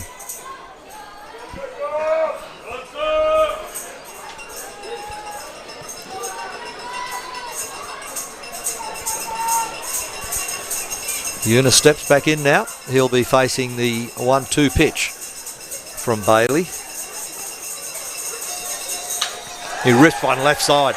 That will bring dividends. He should turn the corner and get to 2. Should be standing up at second. Big throw from left field, but he slides in. No worries whatsoever for Jacob Eunice being safe at second. A great throw in though from left field corner. Nico Holsizer gets that right in and makes a bit of a play of it. But Eunice certainly gets in there, safely sliding in. So a double to the left side for the Sydney Blue Sox, and Jacob Eunice doing the job there. And he will be backed up by Andy Burns, stepping in now for the Sox. He got a single to centre field in his first appearance. Burns expected now to maybe move Eunice around, hopefully even across home plate. Well, he does lead the Blue Sox in batting average, batting north of 350. So if anyone's going to do it, Andy Burns might be the man. He's got a buddy out there to look after. He's in the Toronto Blue Jays organisation. Has just recently re-signed with the Blue Jays. We'll be heading over to spring training when the ABL is done here. A lot of competition for pivots at the MLB level there. But he's already had a few games with a couple of those well-known players. He's mixing it with the right company. I was going to say, definitely a player that a club like the Blue Jays would love to have around, just as a backup if one of those players needs a day off or something, heaven forbid, goes wrong and they get put on the disabled list for a period of time. He'd be a perfect replacement to step up and play those 15, 20 games, major league level. Bailey doing a nice job after struggling early. He's coming good here for the Perth Heat. Has got them a little bit deeper than what it looked like he might have gone there for a time. Now he needs to find a way to come back to Burns. He's behind 3-0. Bailey ready now, checks that runner, as you can see. Don't know that he's going to go much longer, Harrow, as they've got Trevor Frank back up in the bullpen for the Perth Heat, deciding to do a bit more throwing up there, getting loose again for the second time. So they might be ready to bring Trevor Frank in, should Bailey struggle again here in this inning. Yeah, they don't want to be warming him up too many times.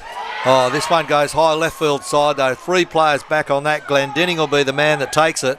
He does. Shortstop Robbie Glendenning gets across towards the line and takes a catch, calling the other players off, Holsizer and Williams, who were there in support. Burns out on a fly ball to position 6. So 2 fly balls to the shortstop. He gets both of the outs. 2 out now for the Sydney Blue Sox, bottom of the 3rd. Runner at second, Jacob Eunice. And now striding to the plate, Gift and Gope. And Gope, of course, the shortstop. He's had a pretty good series himself, but Perth need to be slowed down now with Sydney trailing by 3 runs. Yeah, 3 for 12 on the series and a handful of walks to go with that. Oh, he backed away from that one. That was an inside curve from Bailey.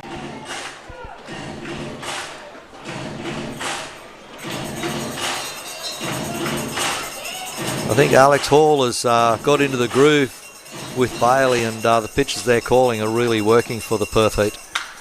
And Gope gets one through. It's a ground ball, turning the corner. Held up now at third. Wow, Eunice turned the corner to head for home, held up by third base coach and sent back there then, because that throw from Holsizer was going to nail him at home. Might be Jason Dormer down there doing the work on the third base side today. I think Brian Murphy not down there today. Brian Murphy is working today, of all things. There you go. Yep. Work commitment, unfortunately a semi-professional league that we have here. Yeah, he has a job of work, and he's out there doing that today. I had a chat with him last night before he got in his car to go home with the family. And that's going to be it for Tom Bailey too. That is Brooke Knight heading out there to take the ball from Tom.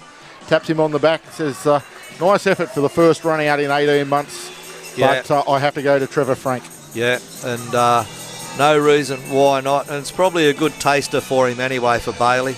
Oh, just a bit of live action. I mean, you can practice all you like, do all the bullpens you like in the world, but until you get out there in the cauldron that is live baseball at the top level, you just don't know. And as I said, again, coming back off those arm injuries, you don't want to push him too far first outing. So he will be done after 2 2/3 innings. Trevor Frank will be the new pitcher for the Perth Heat. And he's got the 2 outs that he needed. So why not make the change now? Brooke Knight could have held on to him to try and get the 3rd out in this bottom of the 3rd innings, but why? There's no reason to. He can just make that change now. Trevor Frank will come in. He's certainly warmed up, and he can certainly do a nice job here for the Heat, I'm sure. Infield having a chat there as well. Yep, they're just working out what they're going to do, whether or not they're expecting Gift Ngope to try and steal second base. Runners on the corners for the Blue Sox.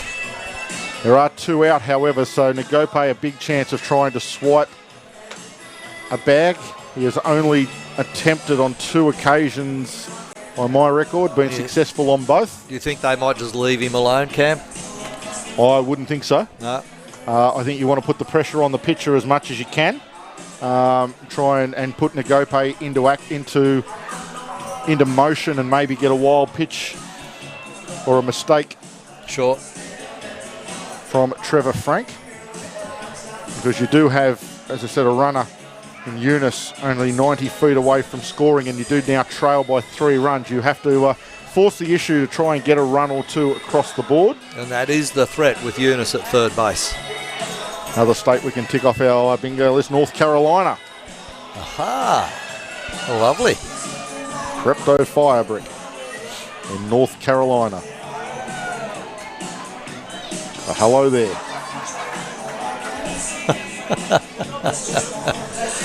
North Carolina. Probably a little bit coolish there. Josh from Kentucky, he's back online. just finished work and closed up. And he's put the game on to see how the bowling green hot rod players, Good Gassar decision. and Johnson, go. Good decision to pull the shutters down. Okay, everybody's reset. Trevor Frank has warmed up. He's working with Alex Hall behind the plate, of course. Third inning with 2 out. We're in the bottom of the third, obviously 2 out. Alex Howe stepping in for the Sox. Runners on the corners. The Sox trailing by 3 runs, but with 2 out here in the bottom of 3. Just to answer a couple of questions. Tom Bailey did quite well in his first outing in 18 months. He struggled a little bit in the first innings, gave up a lead-off walk and a hit to Andy Burns, but he got himself out of a jam, worked nicely through a 1-2-3 second innings, and was working nicely in that third innings. But again, with runners on the corners, Brook Knight just keeping him on a short leash, not wanting him to do too much work in his first outing in 18 months. Now leaving that pitch alone as well. 2 balls, no strikes from Trevor Frank. Hildegard in Stuttgart, Germany. Freezing there in the morning. Yes. 3:15 in the morning. Oh, 3:15. Good morning to you, Hildegard. Oh, Hildegard, don't forget, if you do fall asleep, you can watch the replay at any time you like on YouTube. Howe gets one in the zone. Now might be the pitch. Now with 2 balls and 1 strike might be the time to send Gift Nagope. Trevor Frank working down that bottom half of the zone, staying right at the bottom edge of the zone. Has not drifted up once. So 2 balls, 1 strike. The next pitch coming from Trevor Frank to the bat of Alex Howe. And Gope goes. Howe hits it into an alley. Rips one to centre field. It will get through the alley. It bounces to the fence and comes back in again. Runs will score. And Gope, Eunice both cross the plate. Sydney get 2 massive runs here in the bottom of the third innings with that ripper of a hit from Alex Howe to deep centre left field, retrieved by centre fielder Tim Kennelly after that play. So it will be a double, a stand-up double to Alex Howe to centre field is how it goes in the scorebook, but it split the outfielders and they're both standing there with Howe in scoring position. Crossing the plate, Jacob Eunice first, followed by Gift and Gope with the best set of wheels you've seen. RBIs 2 and 3 for Alex Howe this afternoon. He's driven in all of Sydney's runs. He got one in the first innings and then 2 more there. So that is all 3 of Sydney's runs driven in by Alex Howe. And I may not know baseball, Harrow, but that was the time to put Gift in motion. You had to have him in motion on that pitch. You called it and he took off. He was already around second base by the time the bat hit the ball. Connor McDonald at the plate now. Can he keep it all going? Of course, with 2 out, he was going on the crack of the bat regardless, but he already got a massive jump Nagope. He didn't need to stop and check up or anything on the fly ball with 2 out. He just put his head down and went, and he scored easily from first base all the way around on that double from Alex Howe. Connor McDonald has drifted behind in the count, 0-2.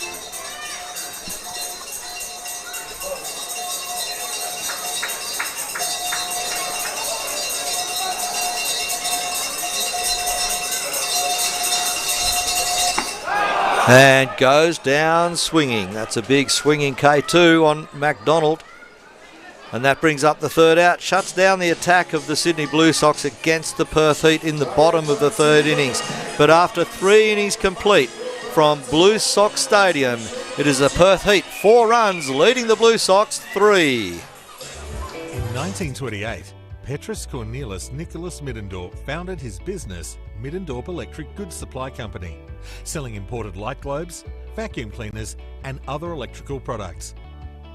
Business began booming, so Petrus and his sons opened the first Middendorp branch in a converted church on La Trobe Street in Melbourne in 1956. This was the first of many branches that would eventually spread across the country, trading as Middies in its signature pink colour.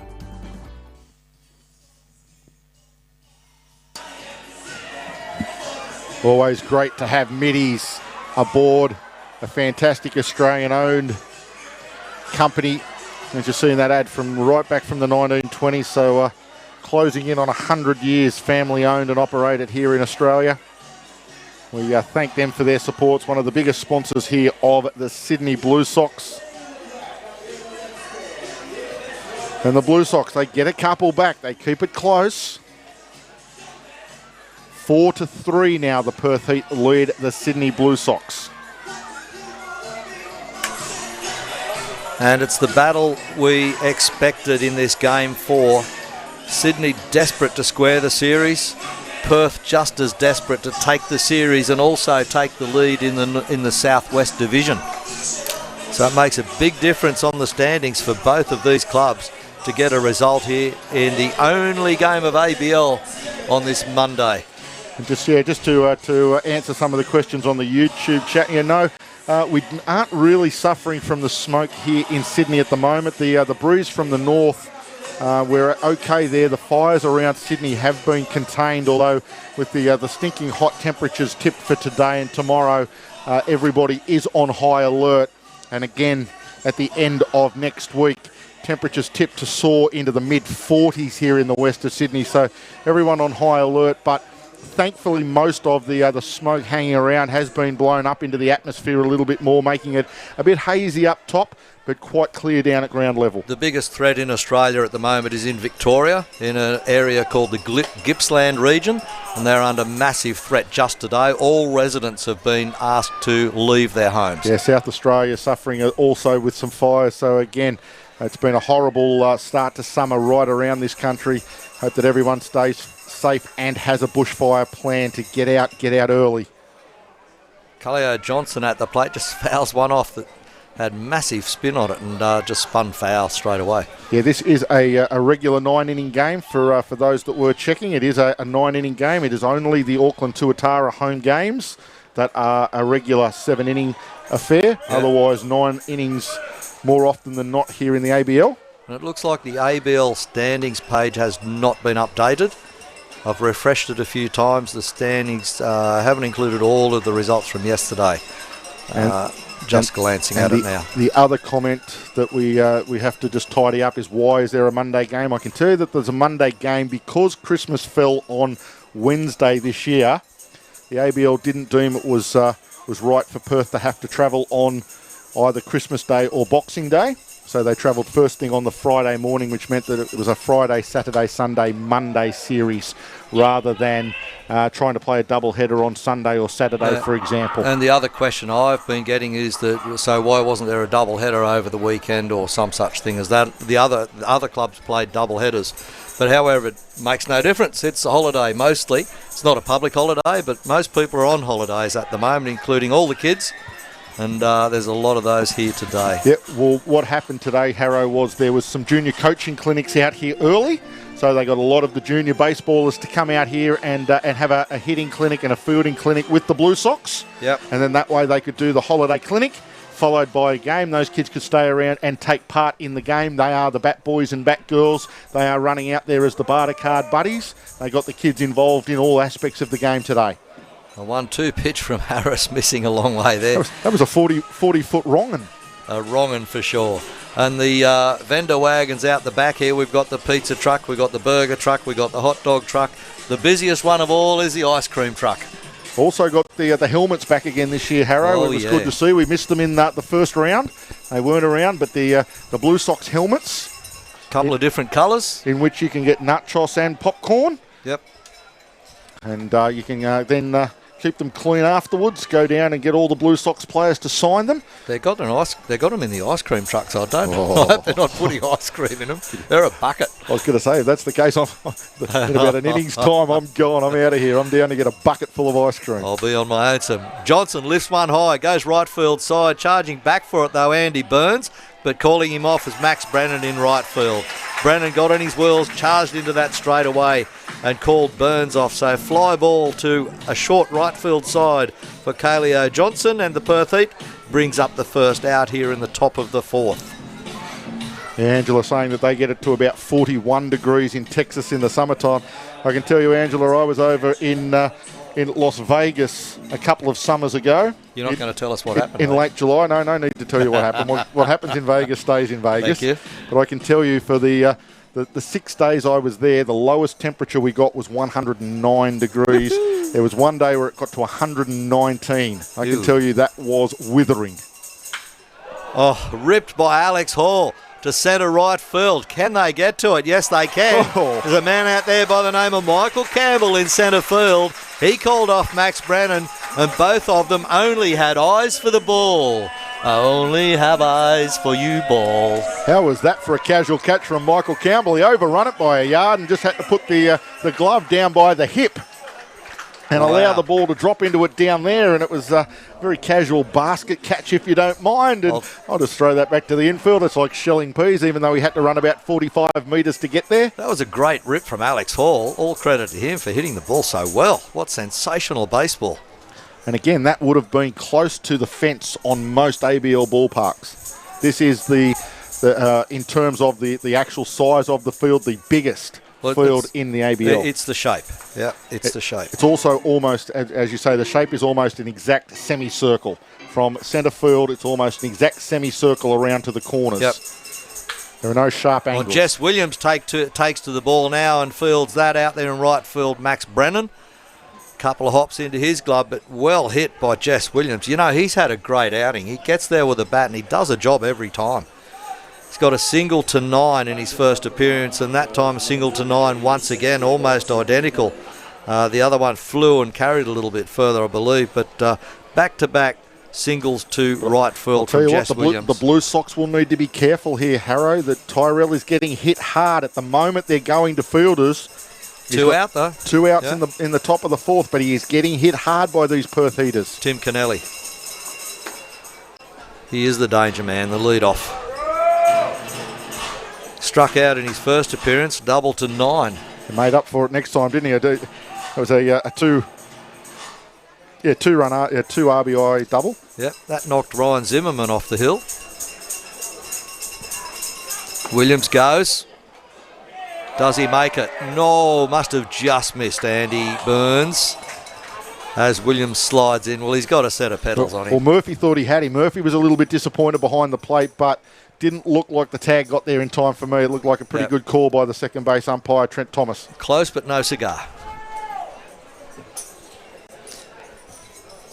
So Kennelly at the plate with a runner in scoring position now. The threat gets harder.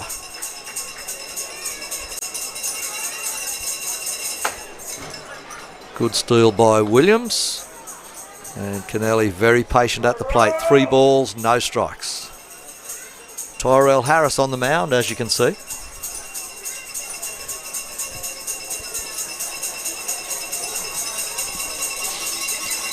Crowd with the cowbells ringing. Harris checks the runner. Nice pitch. Nice way to come back for a strike when you're behind 3-0. Now 3-1, the hitters count, as they say.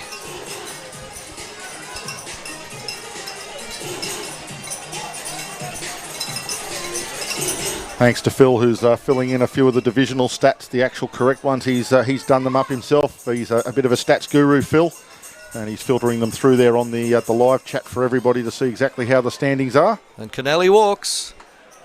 That might not be the worst thing that happens to Tyrell Harris this innings with an open first base. Might be better than him hitting it. Well, Jess Williams at second base, yes, there are 2 out, but you had an open base. At least the runner doesn't advance.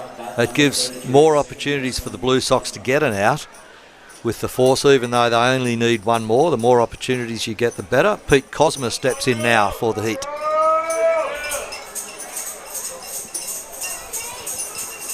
Harris has a long look in at Murphy for those signs. Well, check swing.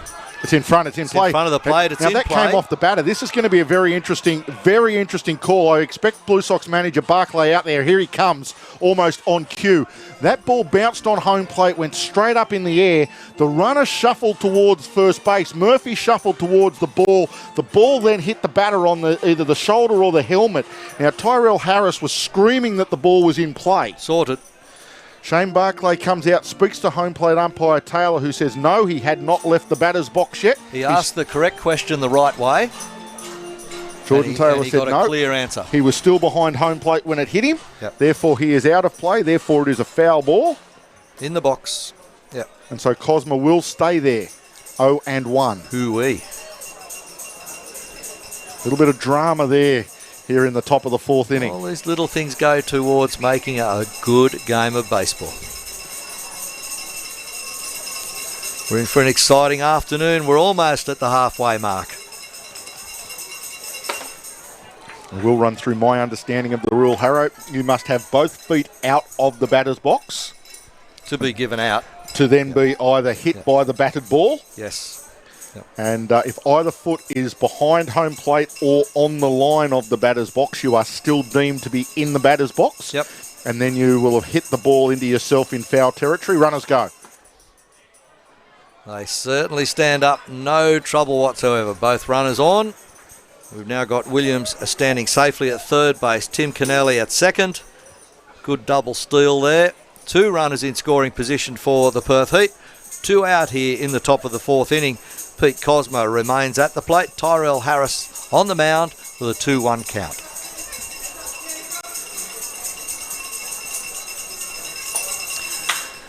Cosmo gets all of that, but he does lift it. High fly ball to the right side. Brennan calls for it underneath, and there he is. He gets that third out.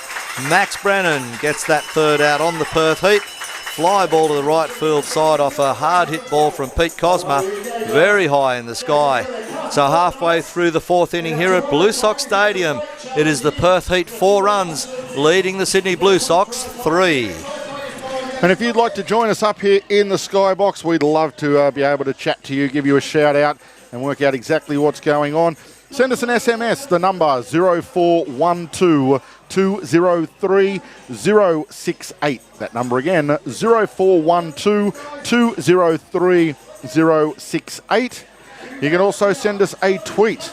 Our Twitter handle is Blue Sox TV, all one word, at Blue Sox TV. Or if you are watching in on the YouTube feed, you can always just send us a message on that YouTube feed. So lots of things happening here at the ballpark. The Blue Sox, next week they travel down to Melbourne. They will be taking on the Melbourne Aces down there at Melbourne Ballpark, where the Heat head home to Harley-Davidson Park to try and issue a little bit of revenge on the team that beat them in the championship series last season, the Brisbane Bandits. Absolutely. All remains in abeyance. We'll see how these stats come out and where the clubs fall. And certainly a few more messages coming in. And we've had a message from one of the key Brisbane people, I might say, and a Brisbane supporter, no doubt whatsoever, but also one of our Sports Broadcasting Australia people. Part of our team up there in Brisbane, Longy. Hello, Mr. Long. He's questioning no aircon in the box. Wow. Never have had up here, Longy. We've got an electric fan just blowing the hot air around, and believe me, there's plenty of hot air not only on the outside of the box, but plenty on the inside of the box as well. Generate our own up here. We could fire up a couple of houses, I reckon, with the energy we produce. We've got the window out though, Longy. You've got to be happy with that. Trevor Frank back on the hill for the Heat. Jack Murphy leading off for the Blue Sox. I don't know if it's hotter out there than it is in here. We might have been better off leaving it in today. Yeah, it could have been cooler in here. Strike outside edge. That corner on the outside got Murphy that time. He's still there. 1 ball or 1 strike. Patiently waiting in the batter's box is Jack Murphy. Let's see if he can get something going for the Sox here. Bottom of 4. And he hits it right field side. It'll go to the bullpen though. It's gone to the bullpen. Well out of my vision. Again, the Perth Heat playing the shift on Jack Murphy. Yep. You get a look at the lineup there in your screen. You had it there moments ago. You saw that it was Robbie Glendenning standing on the second base side of things. Pete Cosmo in shallow right. Fouls one over the Perth Heat dugout. Generally believe Murphy was trying to hit that one the other way. Yeah, sort of slapping it opposite field. We saw Moen Aroa do that yesterday on a couple of occasions. He slapped 2 to the left field side and 1 up the centre. And talking to one of the coaches last night before we went home, during batting practice yesterday morning pre-game, Boss Moen Aroa was concentrating on opposite field contact, so holding back just a fraction of a second. instead of trying to pull the ball hard to his right side. Murphy chops that one into the Blue Sox dugout. So it's definitely a change by Maunaroa in his style yesterday to get himself on base and open up the other side of the diamond. And it's great that the Blue Sox and Boss work on stuff like that, because come championship series time or when the money's really on the table, all the chips are in, you need him to be able to do something a little bit different, something out of the ordinary, catch the opposition unaware, so to speak. Murphy rips one to the middle now. Sorry, Cam. You're right, absolutely. Straight out there, hard hit ball. He saw all of it. Must have got huge as it got to the strike zone, and he ripped it straight out to Tim Kennelly in centre field on the hop. So Murphy does start something off here for the Blue Sox, leading off the bottom of the fourth with a single to centre field. That's what the Sox need, a little bit of inspiration from the leaders. And Jack Murphy is definitely a clubhouse leader, now leading on the field. And that brings to the plate Michael Campbell stepping in. Campbell batting .220 on the season. Just needs to keep things rolling along now. The lead-off has got a board for Sydney. They trail by a run. Really need to try and manufacture that run and get back level. Oh, it pops down a bunt, but it's going to be caught by third baseman Jess Williams. Murphy, luckily enough, didn't go that far down the line on the bunt. He was able to get back. Gee whiz. Poor attempt at bunt, really. Well, terrible attempt at bunt. The idea of the bunt to put it onto the ground. So high, like opposite direction to where it's supposed to go, running bunt. Popped out and obviously got the bat under the ball. Like the idea and the thought, though, of moving Murphy around into scoring position. I don't mind that. Would have worked if he got it down. Execution just goes astray.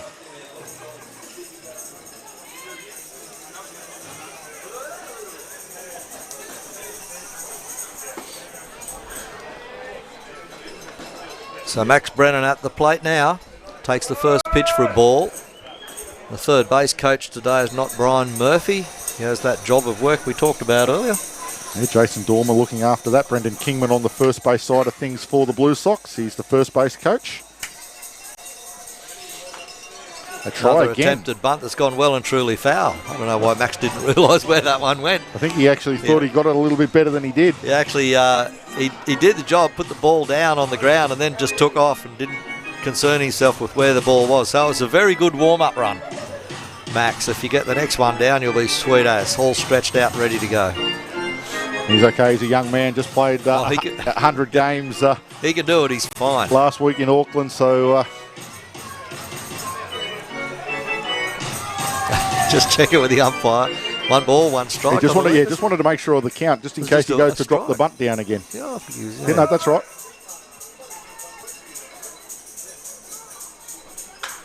Oh, he doesn't bunt this one. He lifts it high, though. Too high for Nico Holsizer. Straight into the glove out there. Hardly had to move Holsizer. And it's out on a fly ball to the left field side. Fly to 7 brings up the second out, and that was on Max Brennan. So we go back to the top of the order through Trent D'Antonio, the designated hitter. He's still got a runner at first base in the form of Jack Murphy. We're in the bottom of the fourth, as you can see on our scoreboard when it pops up in the corner there. It's not there at the moment because we've got some players there. There it is. We want a good view of those. Let's pop back again. Great work from Owen and Oscar Talauta, doing a fantastic job in the technical division of Sports Broadcasting Australia. Antonio swings at the first pitch, rather reluctantly, but swings nonetheless.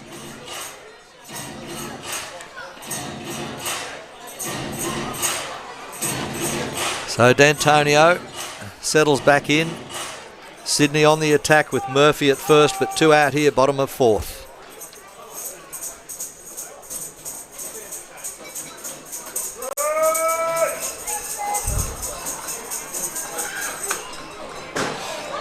Oh, one snuck through the top of the net under the roof of the grandstand.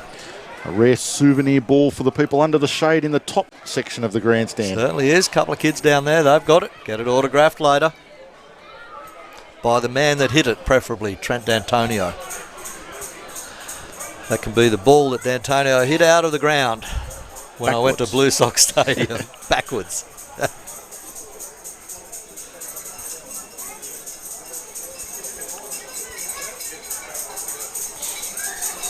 Frank now comes to the plate. D'Antonio fouls it off. Trevor Frank came in the third innings with 2 out, replacing Tom Bailey on the mound, for those that have just tuned in.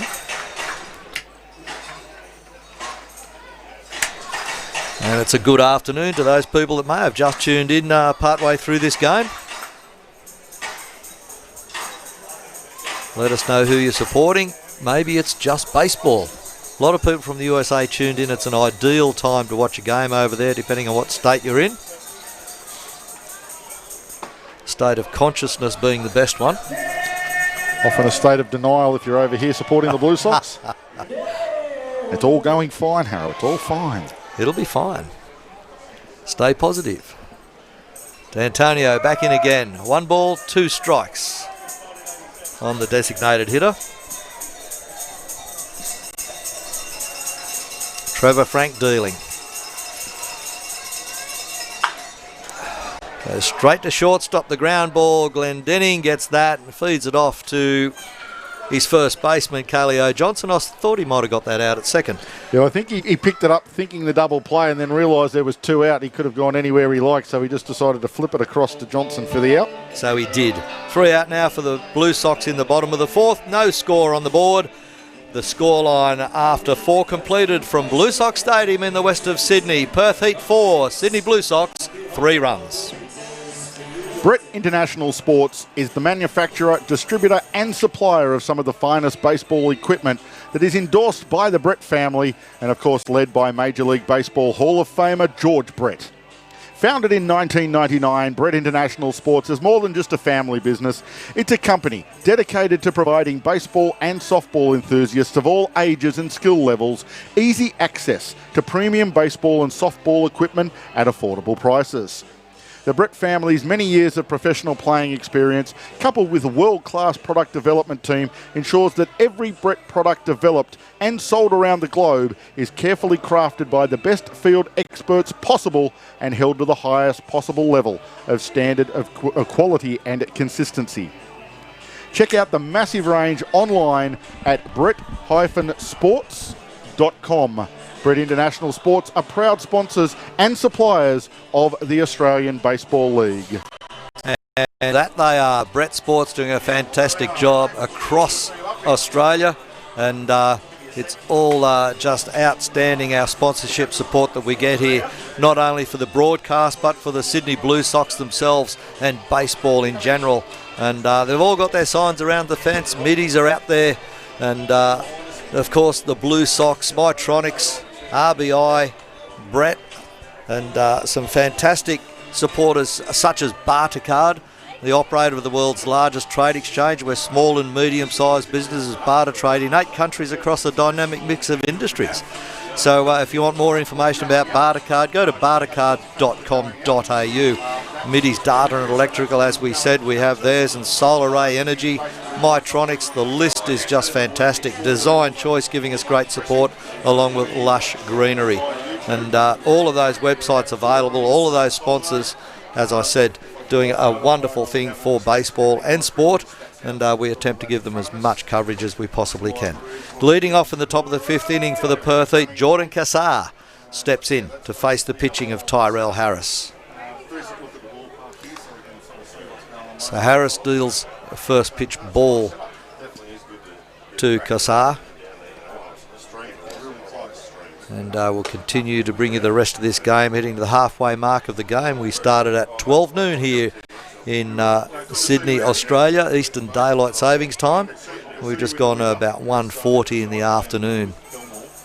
So rolling along nicely the pace of this game between the Blue Sox and the Heat, both with lots hanging on the result of this game. If Perth Heat can win this one and take the series off Sydney, they go to the top of the ladder in the Southwest Division, and if Sydney can pull out a win, they'll square the series here against the Perth Heat and go higher up the ladder in the Northeast Division. So just a few visitors to the skybox.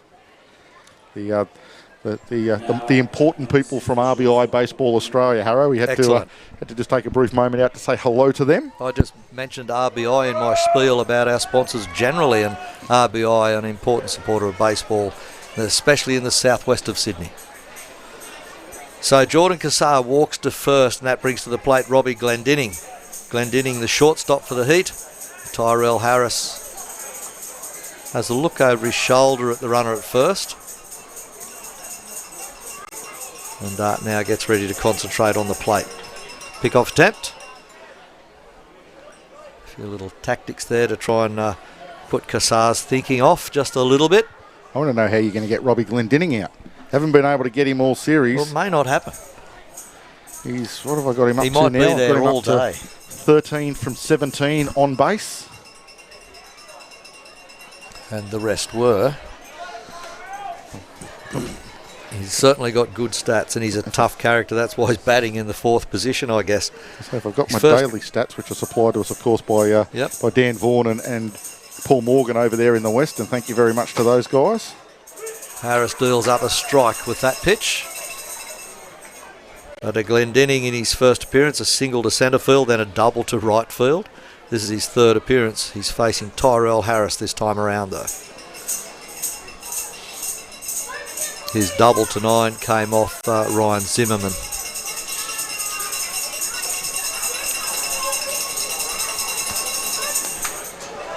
Fouled off.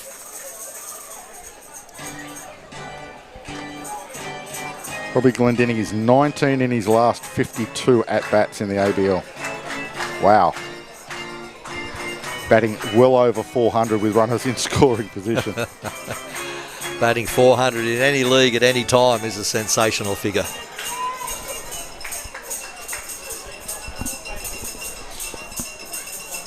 And here's the pitch from Harris. Ground ball goes to Burns at second base. Trades the turn, the double play, and gets it, I think. Yes, he does. Wow, his foot maybe just came off after he got the out.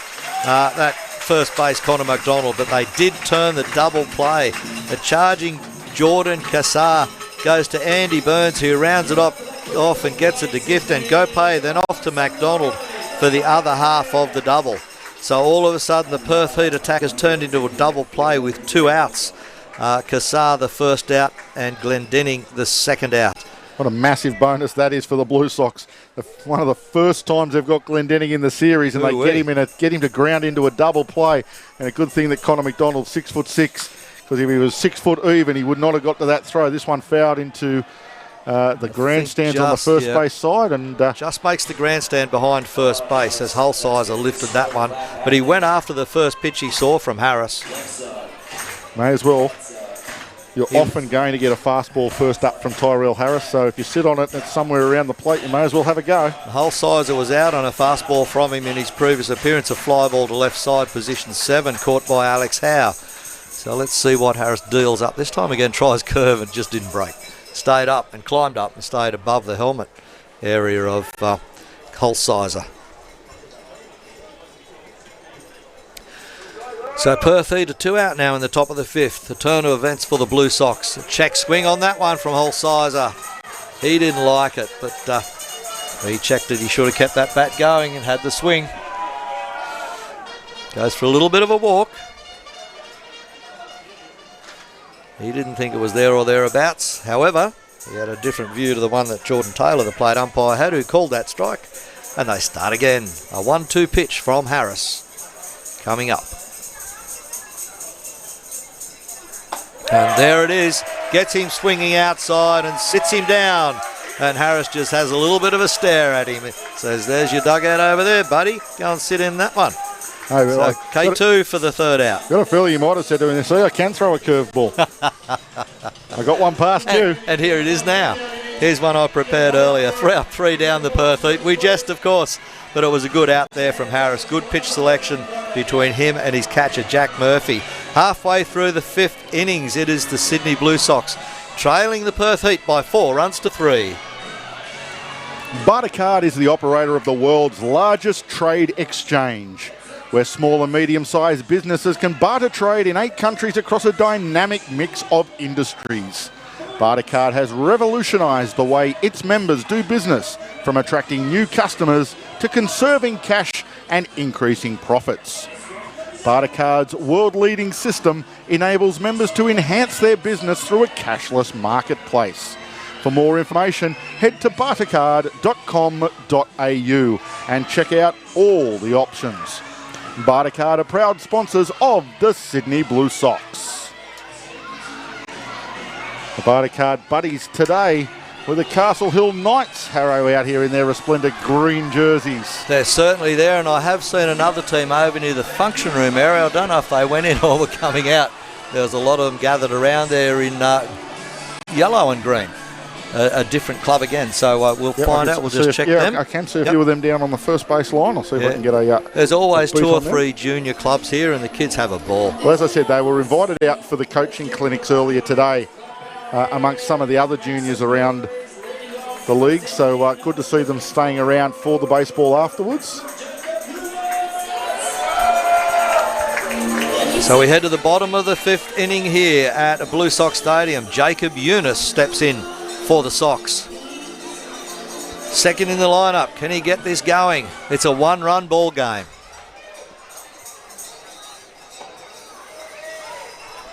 Trevor Frank remains on the hill.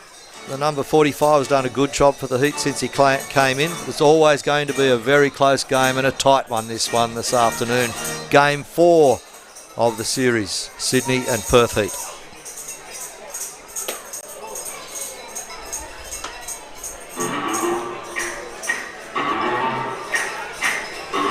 The schedule for both of these clubs for next week is on the board already. Yeah, Sydney to Melbourne to take on the Aces, and Perth back home to take on the Bandits. And that will be tough. Perth going to Brisbane. Oh no, they'll be home. Brisbane will be travelling to Perth, as Cam just said. And as we said, Melbourne will take on Sydney. Melbourne will be at home at the Melbourne Ballpark. That will be an exciting series as well, because Melbourne have just had some good battles up there with Brisbane in Brisbane. Melbourne playing good baseball again this season. Eunice with a swing and a miss takes the count to 2-2. Next weekend, Tuatara will take on Geelong Korea. Canberra Cavalry will take on the Adelaide Giants. That will be a massive series. What a contest.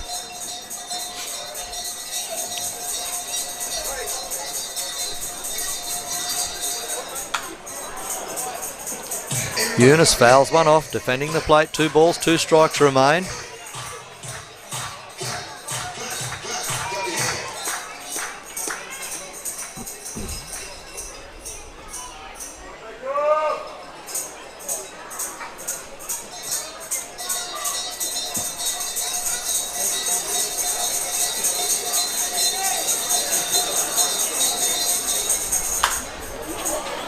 Fouled off by Eunice.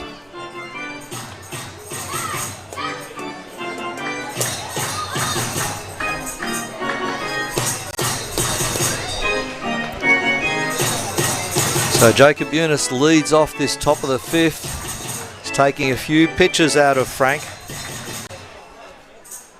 Halfway through the game.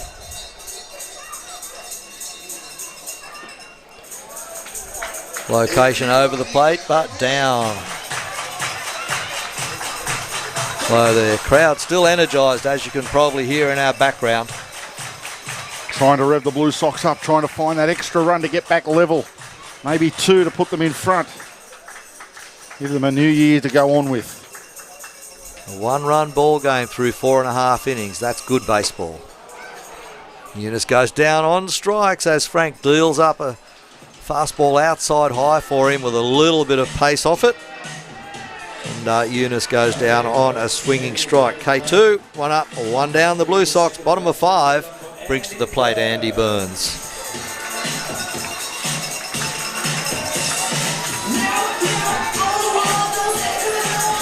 Burns with a hit and a fly out in his 2 at-bats so far this afternoon. Good location over the plate from Frank, but again down low, out of the zone.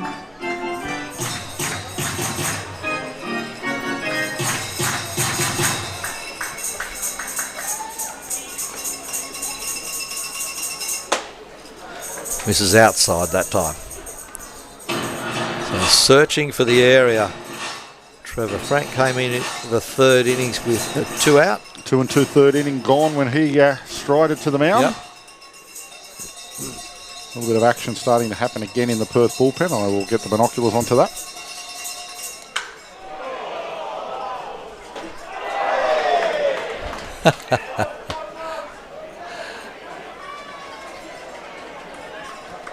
A race for the ball out in the beer garden. Jorge Perez, Audrey Lugo, just going through some stretches. Both warming up. Lugo did throw yesterday, did he not, Cam? I believe so, and I think it might be Matt Marksbury throwing in the Sydney bullpen. Yes, it is. Swing and a miss on that strike, Andy Burns. He wanted to take all of that one.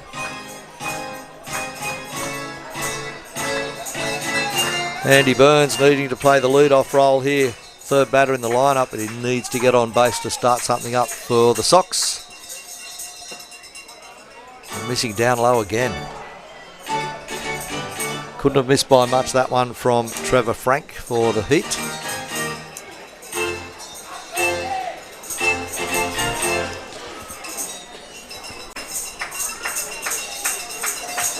Long look in at the signs. Check swing there from Burns. An appeal for a swing. Nope. First base umpire Connor Casey says no, he did not attempt to hit the ball. Just to clear up a little bit of the chat online, Harrow, on YouTube. The Blue Sox have tried a few Monday games in the past. They tried a couple of seasons ago. They tried a schools day, where they brought out about 400 or 500 school kids to sit and cheer. But often at this time of year, they will run a Monday game. If they get one of those series between New Year's and Christmas where they can run a Monday game, they often will. And they will do it on the back of a coaching clinic day, which they've had today. They've had a lot of juniors out here to train with the Blue Sox in the morning. And then from there, the Blue Sox can come in, have a shower, and basically go straight to game day. Stolen base from Andy Burns. Nice work, Burns. Gets himself into scoring position. Sorry, Cam, but thanks for that update on the reason for the Monday game. Can work, because some of the parents go back to work, so it's good. It was just good way for a kid to spend a day. Well, it worked in nicely also with the flights. Again, the ABL didn't want the Perth Heat having to fly very early on Boxing Day or Christmas Day, so they delayed their flights until the Friday morning. And it's a good plan. Got them in here early Friday morning and then played Friday, Saturday, Sunday, Monday. They can leave this afternoon and be home tonight. Perth Plenty time. of time. And Gope facing the next pitch from Frank. Gets a strike. So evens the count up at 1 ball and 1 strike on Gift and Gope. 1 out, bottom of the 5th, with Andy Burns in scoring position at second. So Sydney have got the attack going here. They need a run to square the scoreboard with the Perth Heat. 4-3 ball game in favour of Perth at the moment. Can Sydney level it up here in the middle of the game? Not with that one. Fastball down the outside edge. No problem with that call whatsoever. Hello to Cooper in Chicago, Illinois. Nice. Cold up there too. It'll be very cold up there. Stay indoors.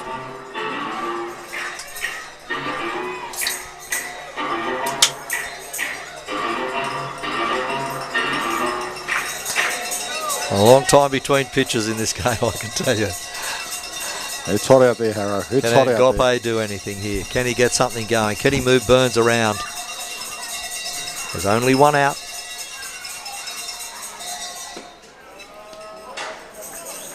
Must have missed low again.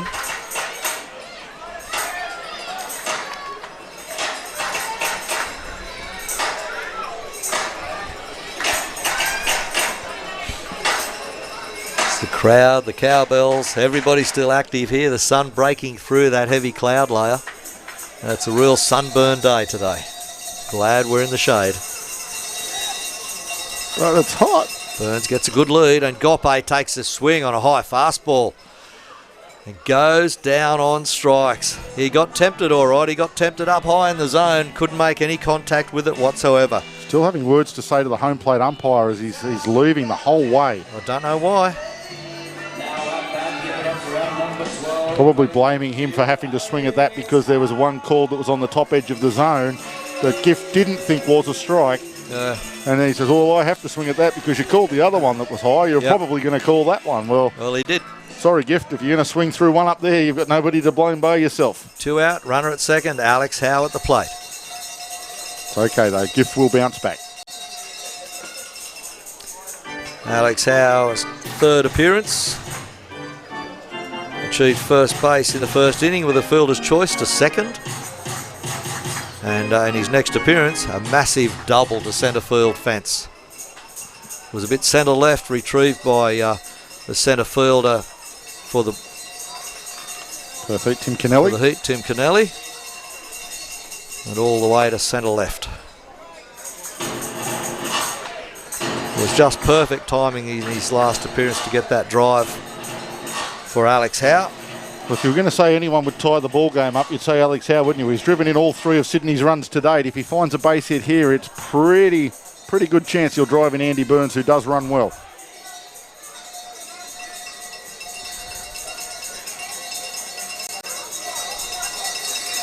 So fastball inside on the hands, trying to back Howe up out of the zone, get him back in the batter's box. I would suspect with that sort of pitch would be followed by an outside pitch of some shape or form. 3-0 with 3-0 with an open base at first base. This will be straight down the middle. Absolutely no doubt. Just a case of whether or not Alex has the 3-0 green lights. He certainly doesn't want to walk him, does he? But he does. It worked, Camp. You never want to put the go-ahead run on the bases. If there's any possible way you can avoid putting that go-ahead run on the bases, you do. Unfortunately, though, for Trevor Frank, 4 straight balls to Alex Howe puts him aboard. And Connor McDonald, who has had 2 strikeouts, comes to the plate. Should be the danger man. Batting over 300, he really is is due for a hit for the Blue Sox. With 2 strikeouts in this game already, I'm sure Perth will be confident of getting him again. Hopefully not for the Blue Sox point of view.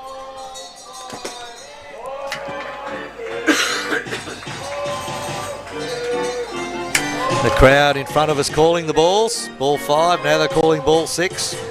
The chant is going from the grandstand. They're calling the balls for the pitcher.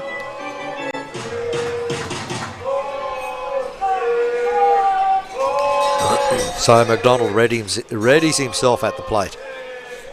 A 1-0 pitch. Yeah, he gets a strike on the front edge. That'll quieten the crowd in a hurry. I think McDonald was half expecting that. Wonder if the umpires hear that and if it has any sort of relevance. As long as it's as close enough to the plate, I'll call it. If they hear it, they should just block it out or switch it off. Of course they do. You can still only call what you see.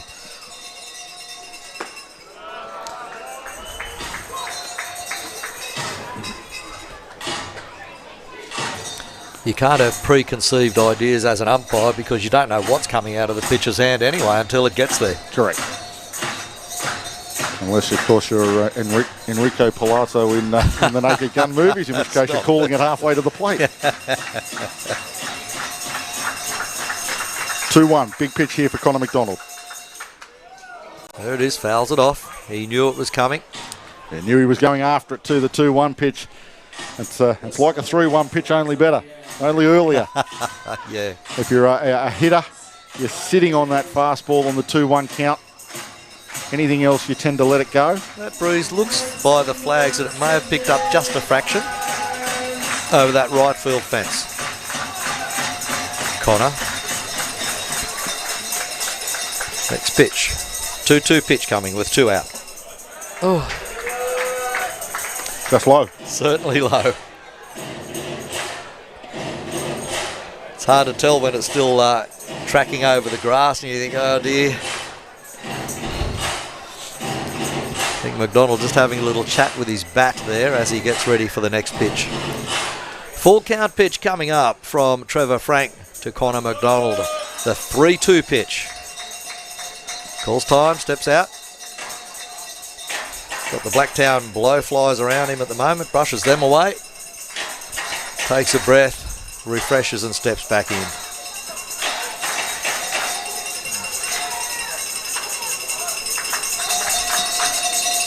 Full count, runners go, and he strikes out. A big K2, a big swing and a miss on that one. Good pitching from Trevor Frank. Sits Connor McDonald down again. He's the third out for the third time in a row. So 3 out now for the Blue Sox, and after 5 innings completed from Blue Sox Stadium, it is still the Perth Heat leading the Blue Sox by 4 runs to 3. Struggling with the rising cost of power? You are not alone. Over 2 million Australian homes have now installed solar. The average size solar system can save you around $500 a quarter, add value to your home and reduce your carbon footprint. SolarAy is Australia's largest independent solar and storage installer, located right here in Blacktown. Talk to the team at SolarAy to find out if solar is right for you. Visit solaray.com.au/Blue Sox today. SolarAy Energy, proud sponsors of your Sydney Blue Sox.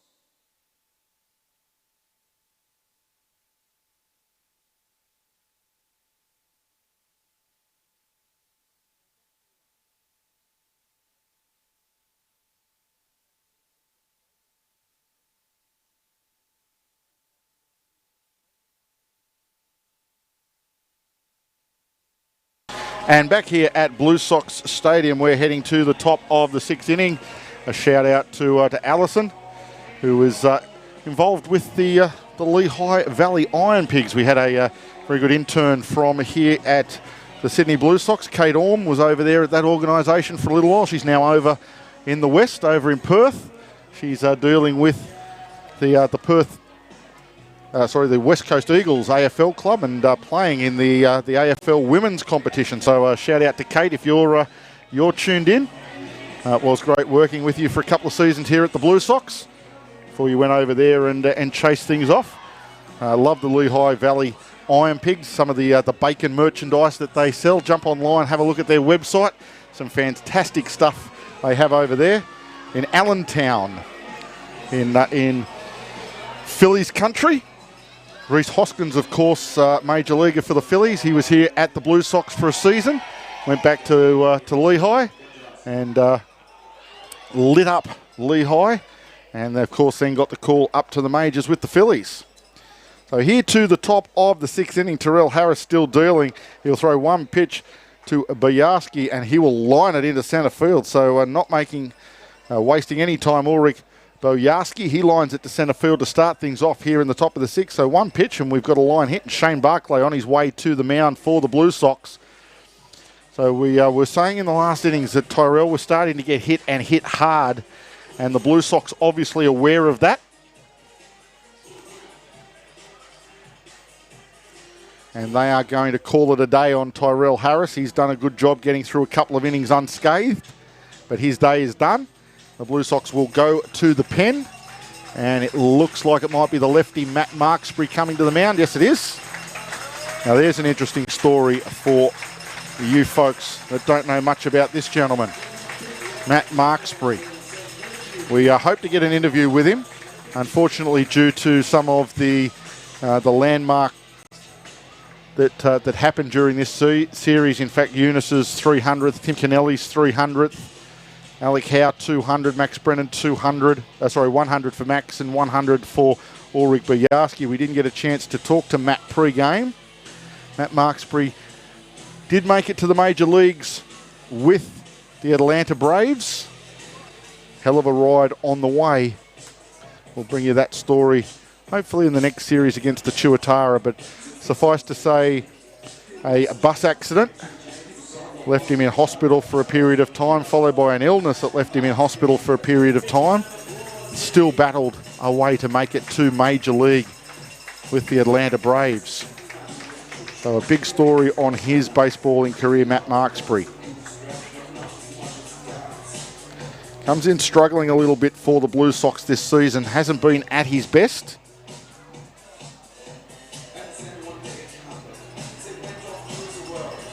But is looking to get a job done for the Blue Sox this afternoon. I'll bring up his pitching lines through the season. Has a 1-3 win-loss record, has appeared in 11 games and pitched 10.1 innings. However, has given up 17 hits, 16 runs, 14 of them earned, currently sits on an ERA just upwards of 12. So as I said, has been struggling a little bit this season, Matt.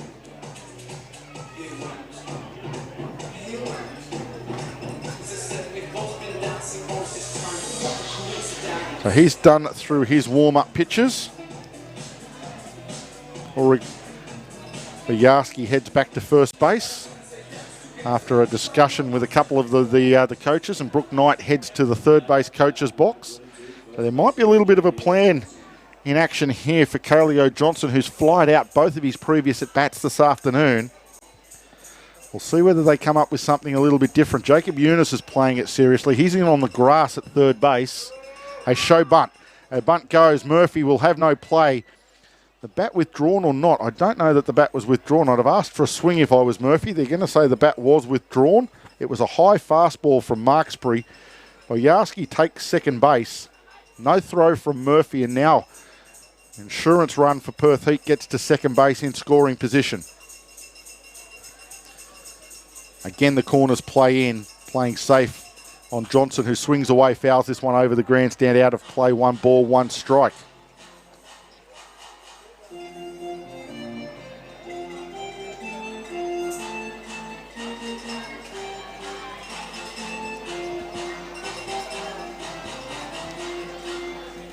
Time being called as that baseball went out to Marksbury, didn't meet his standards. Disappears to the dugout. Matt Marksbury will set up again. The Blue Sox don't have much in the way of left-handed pitching. They've got the starter in Dormany. They've got Marksbury, but they don't have a lot of left-handed pitching. Maybe one downside to their bullpen. But they are there. They are working hard. Matt Marksbury trying to work hard for the Blue Sox this afternoon. Misses upstairs again. 2 balls and 1 strike to count. Kaleo Johnson.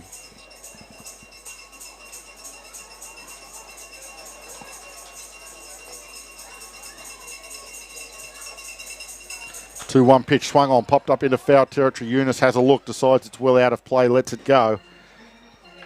And it is well out of play. 2 balls, 2 strikes, nobody out. Bojarski on second base in game 100.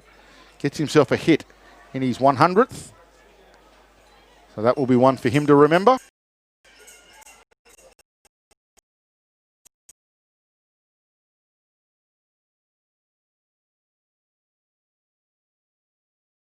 Two pitch on its way to change up. It's lifted into shallow right field. Going back will be Burns. Coming in will be Brennan. Burns going backwards will take the catch. And that'll be 1 gone here, top of the 6th. Johnson retired on the pop-up fly to deep second base. Bojarski doesn't take any chances and heads back to second base. That's how they will reset as Alex Hall heads to the plate. 0 for 1, flied out and walked. Scored a run on that walk. Driven in by Tim Kennelly in that 4-run third inning. The only runs put on the board by the Perth Heat, but at the moment they are still good enough. Perth lead 4-3 here, top of the 6th inning. Pitch from Marksbury, low and inside. Murphy doing a job to get across into the batter's box to get to that one. Almost selling it as though it got away from him.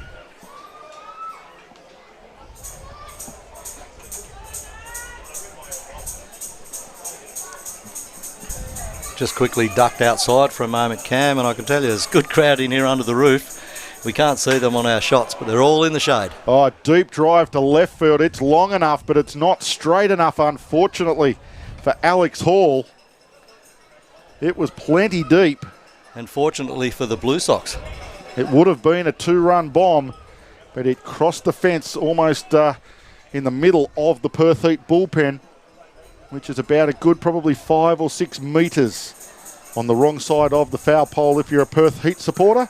Missed by a mile if you're a Blue Sox supporter. Never looked like a home run. And Tia Marksbury was a little bit concerned when it left the bat. That is for sure. Now, I can tell you, we might be warm in this broadcast box, but outside it is a swelter going on. And the sun is coming out through the clouds now, making it hotter and hotter. Well, our little weather app tells us it is currently 38 degrees, which is about 102, 103 on the Fahrenheit scale here in Sydney. This one lifted straight up in the air. It's going to get back out of play. Murphy interested for a second, and it thuds on the roof of the grandstand. It'll roll down the back of the grandstand and end up in Shirley's merchandise booth. It will be. And she's got an air-conditioned... That's where half the crowd are, I think, is the air conditioning of the merchandise I was going to say she'll grab it and put it on sale. $10 up there with the anniversary balls. Personally autograph it as well. That'll increase its value tenfold. The coolest place is probably the players' change rooms behind the dugout, actually. They're down underground, and that would be lovely in there. Yeah, they've got misting fans in there as this one's fouled off so that they can get a little bit of that moisture back into them. Keeps them cool and keeps them moist. Love those misting fans. You walk around Vegas when it's 110 and they are everywhere. Yeah, been there, done that. Just takes the edge off the 110 degree day. Whilst you casino hop between the air conditioning. Just you find the linking doorways. That's it. Air conditioner to air conditioner to the swimming pool. That's about how you work it. I wonder if we could get some sponsorship from Las Vegas somehow. Well, as I said, we've got Alison from the Lehigh Valley Iron Pigs on board on the chat. Go over there, they might sponsor our replay facilities or something. I wonder, just one of the casinos, or the city of. Alex Hall waits again, swing and a miss.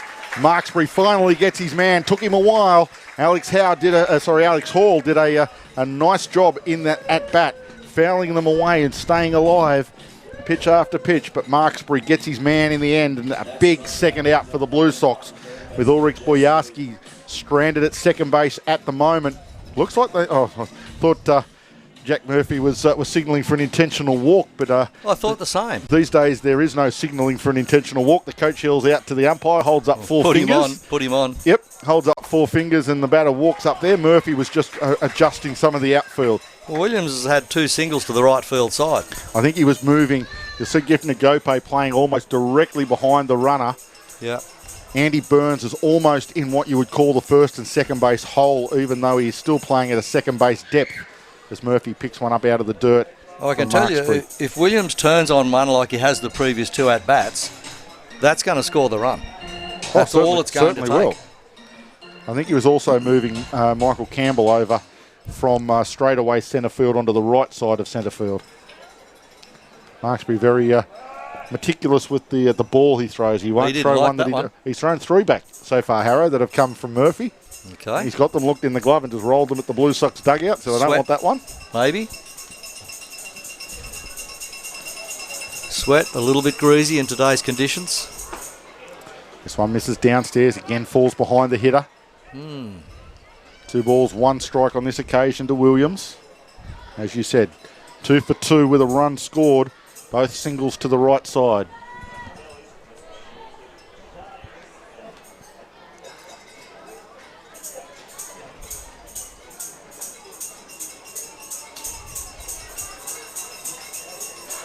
I think there are still some arms in the Sydney bullpen.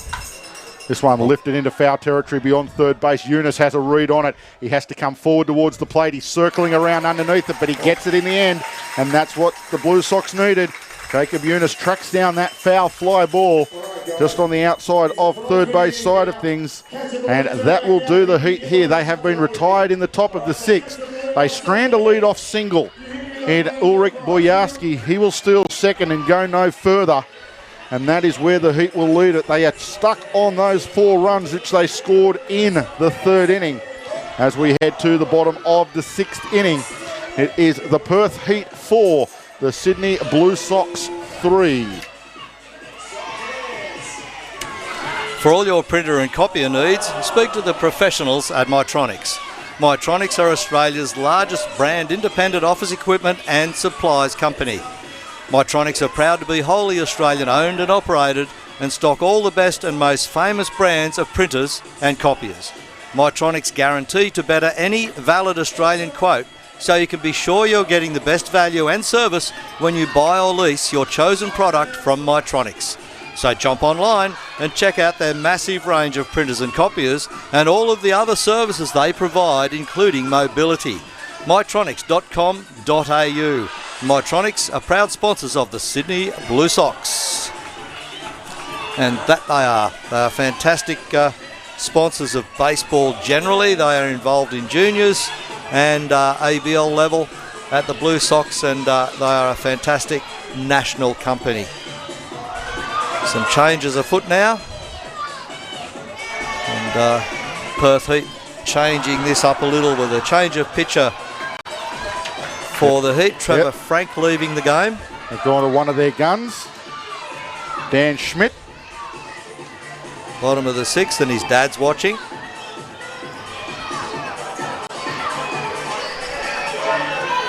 Dan looking for strikeout 300 this afternoon. Trying to find my little piece of paper. He's on 296 by my count. Far from an official count, but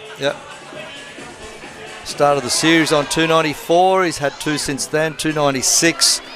All looking good for young Dan Schmidt.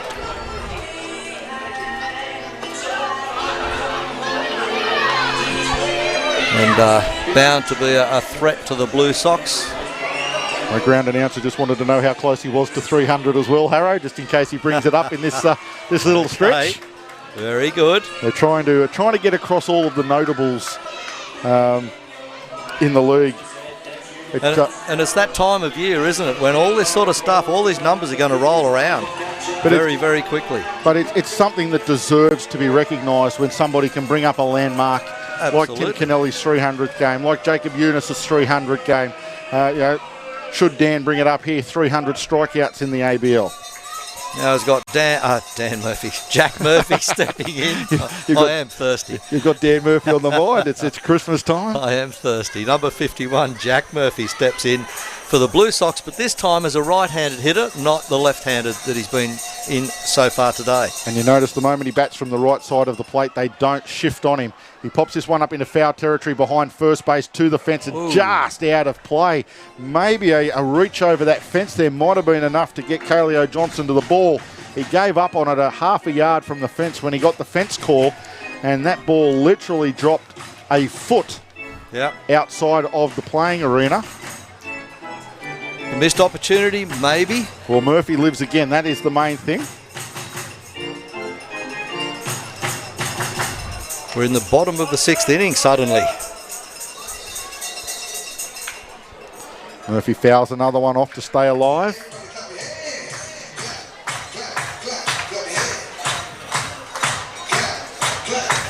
Still a 4-3 scoreline. What a battle, a one-run ball game.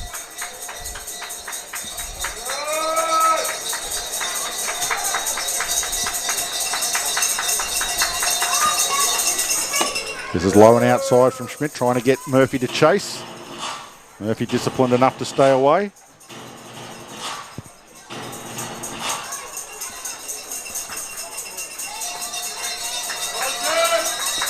One-two pitch from Schmidt on its way. Murphy hits it hard but foul.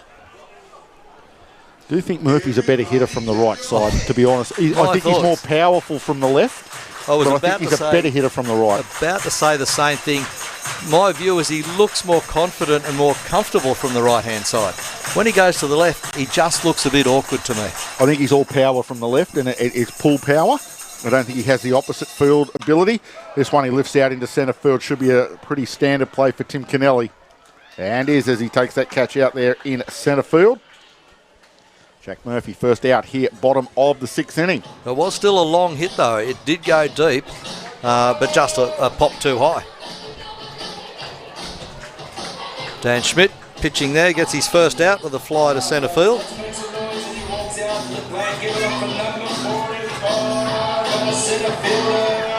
Michael Campbell 0 for 2. A ground out, come back into the mound. And a fly to third base. He'll be looking for a base hit to try and get something going here in this bottom of the sixth.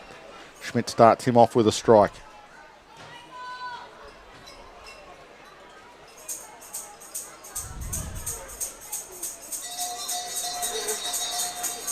Big breaking pitch from Schmidt, lifted foul out into Duck Creek. Although there won't be much water in the creek out there at the moment. Very, very dry in all of New South Wales at the moment. Although I did see the ducks when I pulled up, they were wandering around in the goalkeeping academy grass, which is still nice and green. Still having their breakfast that early in the day. Or was it lunch? They have a snooze in the afternoon, I think, don't they, under the shade of a tree. Campbell chops this one foul. Brendan Kingman in nice position in the first base coach's box. He fields it. Returns it into the Blue Sox dugout. And Josh Geyer is down there keeping the club on its toes as he always does. Wonderful man to have around the dugout, Josh. Yeah, good. He did a good job yesterday. Loves to be part of it even when he's not part of it. Another 0-2 pitch from Schmidt, another foul ball. This time Brendan King can't get to it. Same location. This one was down a little bit on Brendan.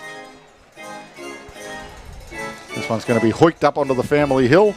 A souvenir for the kids still running around there in the near 40-degree heat out here at Blacktown International Sports Park. 39 degrees on our weather app. And loving it, they are.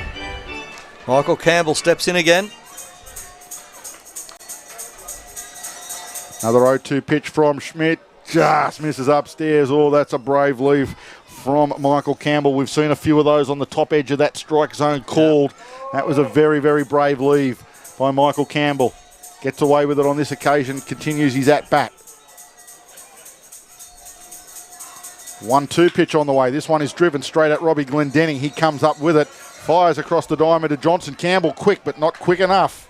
Glendenning gets him by half a step at first base. And out number 2 in the books for the Blue Sox here in the bottom of the 6th.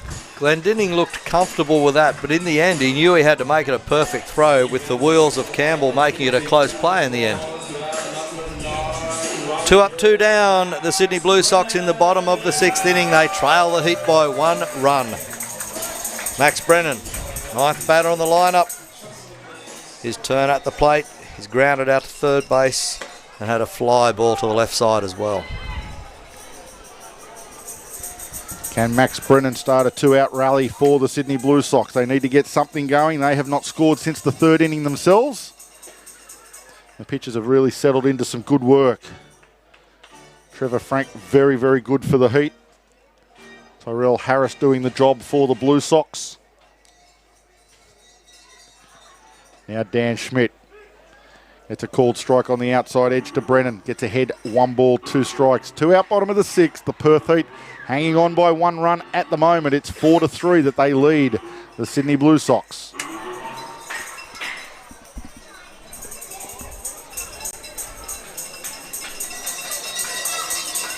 One-two pitch in the dirt from Schmidt. 2-2 now on Brennan. A fly out and a ground out for his 2 at-bats today.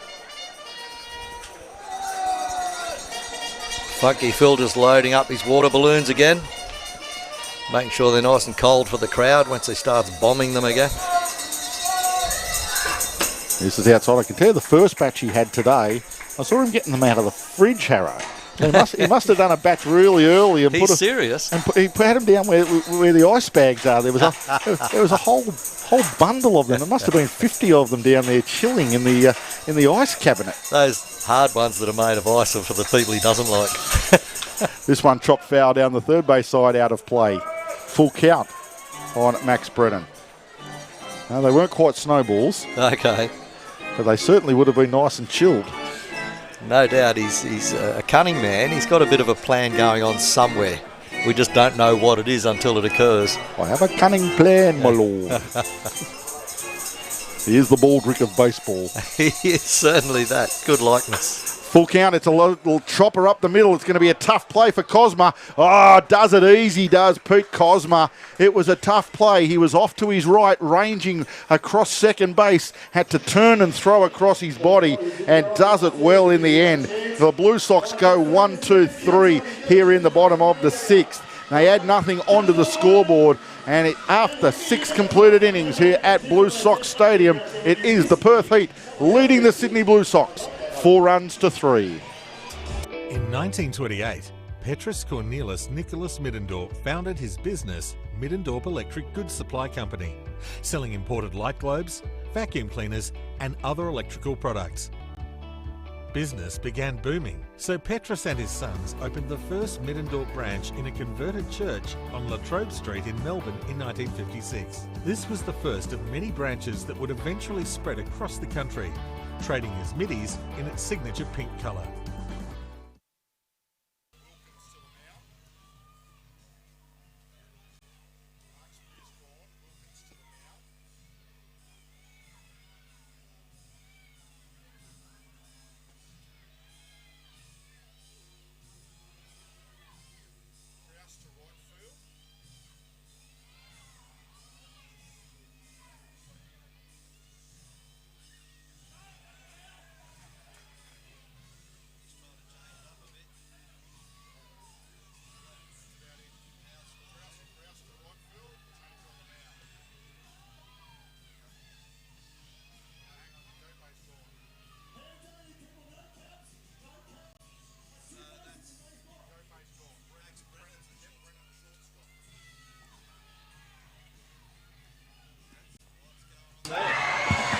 Okay, back at Blue Sox Stadium, a few changes being rung by Blue Sox manager Shane Barclay trying to get things going.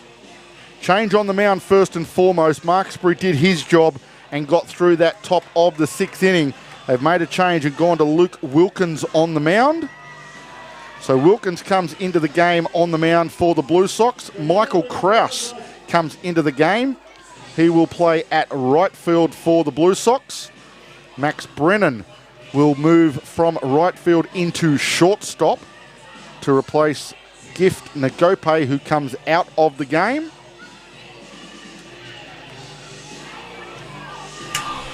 Interesting changes here, Cam, and that's it really is Shane Barclay just changing it up a bit, getting the players' attention, switching brains on, I would say. Well, Gift has carried a little niggling left wrist injury. Yeah.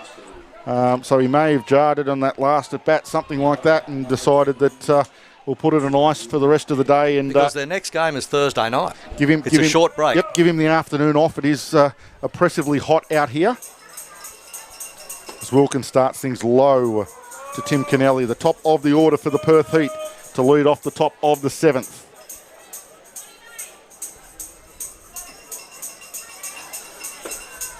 Wilkins just misses low again. 2 straight balls now on Tim Kennelly. And Max Brennan, who is becoming a little bit of a Mr. Fix-It for the Blue Sox, as we spoke to him on Blue Sox TV a bit earlier in the week. That one's in for a called strike. He just does whatever the coach needs him to do. That's right. If there's a hole, he says, yep, I can do that, coach. I'll go there. He's an everywhere man. So he slots into shortstop. Michael Krause comes off the bench into right. Alex Howe, Michael Campbell still in the outfield for the Blue Sox. Jacob Eunice at third, Andy Burns at second, Connor McDonald at first, Murphy behind the plate, and Luke Wilkins on the mound for the Blue Sox. In a one-run ball game. Kennelly slaps this one straight into right field and tack on another base hit for Tim Kennelly. Just does it easy, doesn't he, Harrow? Just almost no effort in that. Popped it through. Shortened up on the bat and just slapped it into the gap between first and second for a comfortable base hit, as you like. Just has an answer for everything. He's the quintessential leadoff. His career-wise, he's played over 300 games in the ABL, 301 today. Yeah. His career batting average coming into today's game was 301.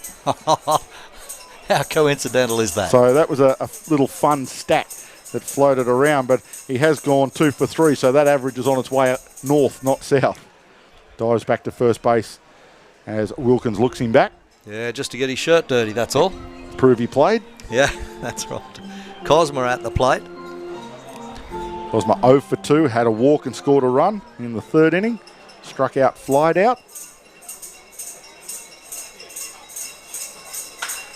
Lifts this one to straightaway centre field. Campbell goes back but has a read on it. Takes it comfortably out there in centre field. Too comfortably. Just stuck the glove out there. No problem at all. As cool as you like. Michael Campbell gets the out on Pete Cosma's fly ball to centre field. Michael Campbell trying to not waste too much energy in these hot conditions. He knew where it was going.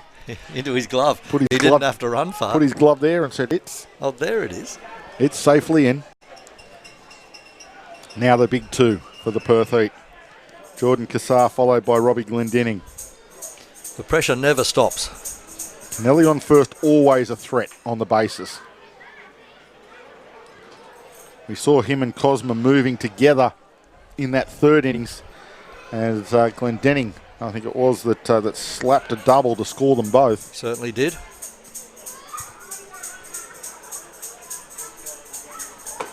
This pitch just misses outside from Wilkins, a fast ball. They haven't had a visit. Now they might have talked about Cassard knowing that he was a due up before he actually got to the mound. They didn't want to come out in the sun, just stayed in the dugout where it's a little bit cooler. They've got a plan for Cassar.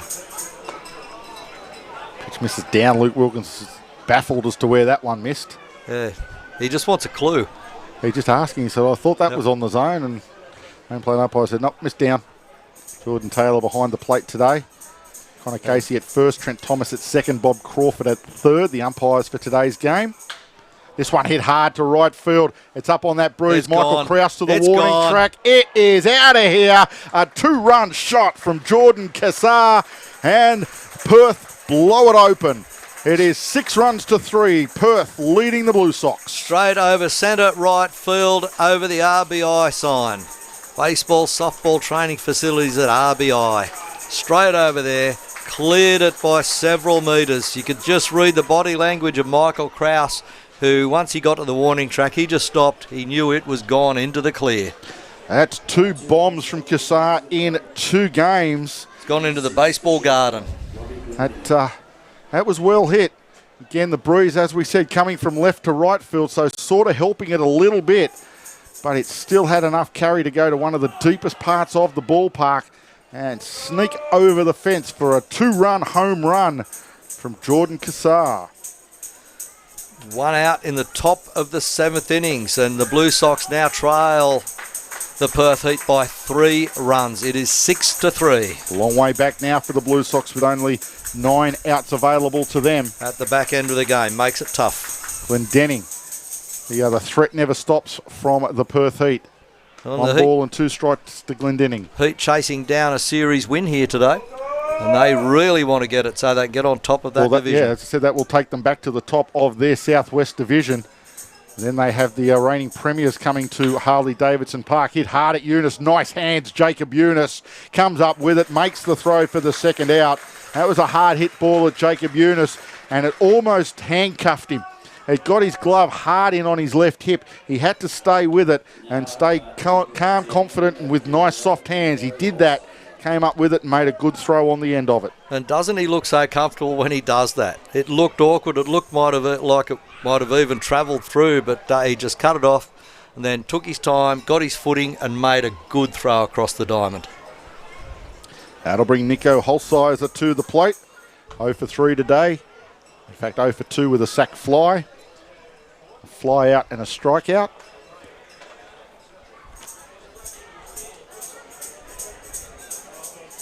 Holsizer facing Wilkins in the dirt. 2 straight balls for Holsizer. 2 runs, 2 out. It's good value for money. Just goes to show you how good Jordan Cassar really is. This is a tough ballpark to hit a ball out of at the best of times. He had a no doubter last night with the wind blowing straight in. And that is really, something you don't see here at Blacktown very often. And then today, as I said, with the wind going from left field to right field, blowing across the diamond, got enough on it to get it out again today. He's the sort of player that can get them to a championship game at least. Oh, he can win the championship for them if they get there. I didn't want to go that deep. No, he could win it on the back of his own bat. Especially when he's got the likes of Kennelly, Cosma and Glendenning just sitting either side of him. I mean, Kennelly batting 300 for his career. You know that he's almost going to get on base. Cassar comes up, goes thump, there's 2 more. Exactly. Yep, bang. And especially if you're playing in one of the smaller ballparks, Holloway Field or somewhere like that, the big chance for Cassar to rack up massive numbers. A swing and a miss from Holsizer. He will go down on strikes. The Blue Sox will end the top of the 7th. But not before Jordan Cassar does it again. He goes bang, puts 1 yard, and the Perth Heat lead it 6-3. after the top of the 7th inning. Time to stretch here in Sydney. 7th inning stretch. We'll take a short break and be back with all the action of the bottom of the 7th shortly. They're getting the grass, I was thinking it was all wet. Come on, 5 minutes of love, kids. Get down the grass here, get some work balloons on this. Let's go, kids. I'm on a pipe partner right now, just follow me.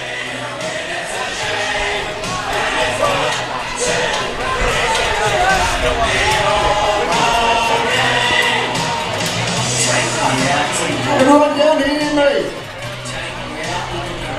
Oh, down the grass here.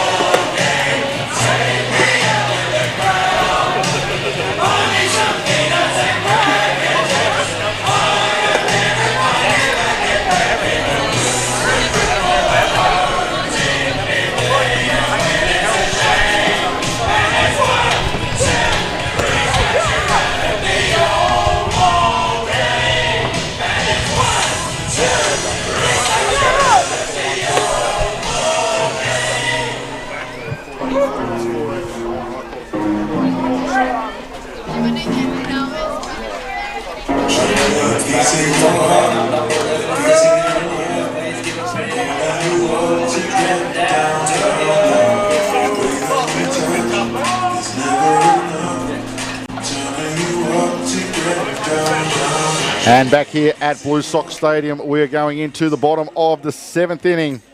It will be the top of the order for the Sydney Blue Sox. Trent D'Antonio, Jacob Eunice and Andy Burns, the due-ups for the Blue Sox. Dan Schmidt still dealing on the mound for the Heat.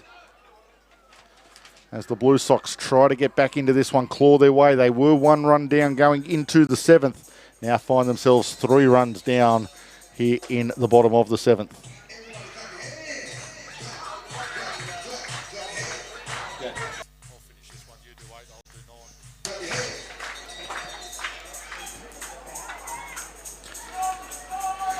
Antonio ahead 2-0, and that a called strike to make it 2 balls and 1 strike.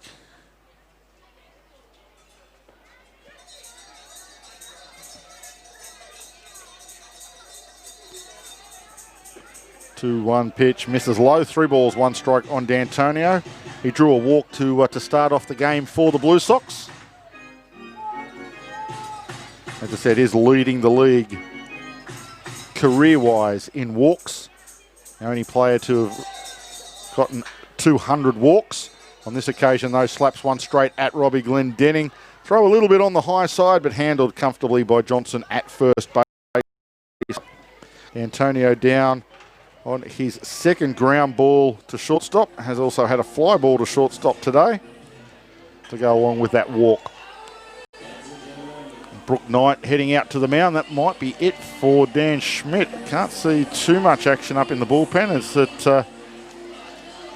might be Audrey Lugo heading towards the gate. And it is Dan Schmidt is done. Okay, his work is done. What was required? They've got another replacement coming. Well, that's happening. A bit of a call out to our mate Don Bylighter, a great supporter of our broadcast for a long, long time now, ever since its inception. And just mentions one of our original callers, Big Camp, Tony Dawson. Dawson now the chairman, I believe, of Triple H Radio at Hornsby. Not only on the committee, but the chairman of the board. And, of course, taking in the steps of Don Byler, the chairman of Balcombe Hills Baseball Club. He reckons we've come a long way. We have. I came from Brisbane for this series. And, gee, it's hot down here in Sydney and I'm near the beach. What's going on, Donnie? That is not Audrey Lugo. That is Carlos Garcia going out there. This is getting serious. So, yeah. Just wanted to make sure we've got the right player on the mound. We have. We've got Carlos Garcia out there. Being confirmed. Bottom of the 7th. Time for a pot of tea, Don. Carlos Garcia. He's got some too.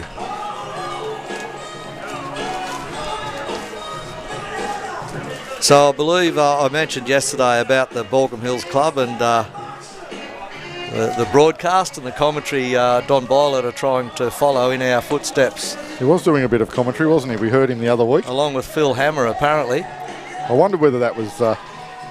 And we think it was an iPad or something, the video coverage, not sure, but good to see you guys are giving it a try out there, El Presidente. We couldn't quite call him Media Phil, could we?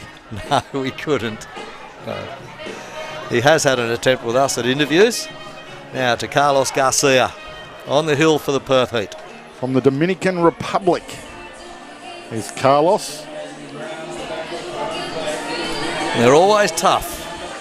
They grow up on baseball over there. In fact, I think they've got a field where they grow those guys. With the Tampa Bay organisation at the Charlotte Stone Crabs, most recently.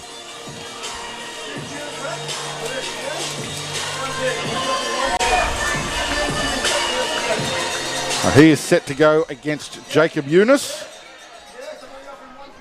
as Perth look to get 5 more to seal the deal here in Sydney. Sydney got a lot of work to do at a 6-3 scoreline. It would be a massive, massive series win for Perth over here in Sydney.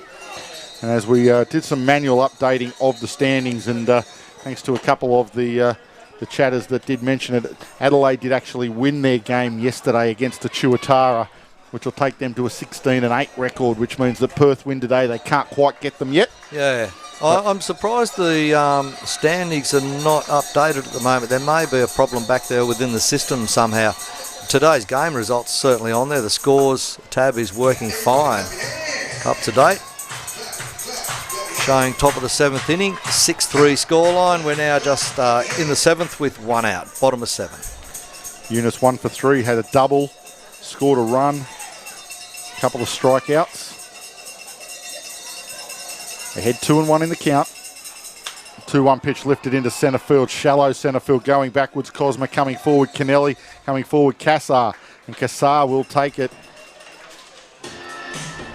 Wow, right field. He charged in. A very short right field too. And he had the furthest to run, I think. And even Kennelly came in. But Cassar called them all off and said, it's all right, guys. I got it. It's in front of me. He was running towards the ball, which is an advantage. He had a pretty easy jog around the base pads last time at bat, so it wasn't like he expended much energy. He's taller than the rest of them as well. Just trotted around the 270 feet, so thank you very much. Sydney 2 out here, bottom of the 7th. We go to Andy Burns. Fouls one off directly behind home plate. So missed the meat of it by a fraction.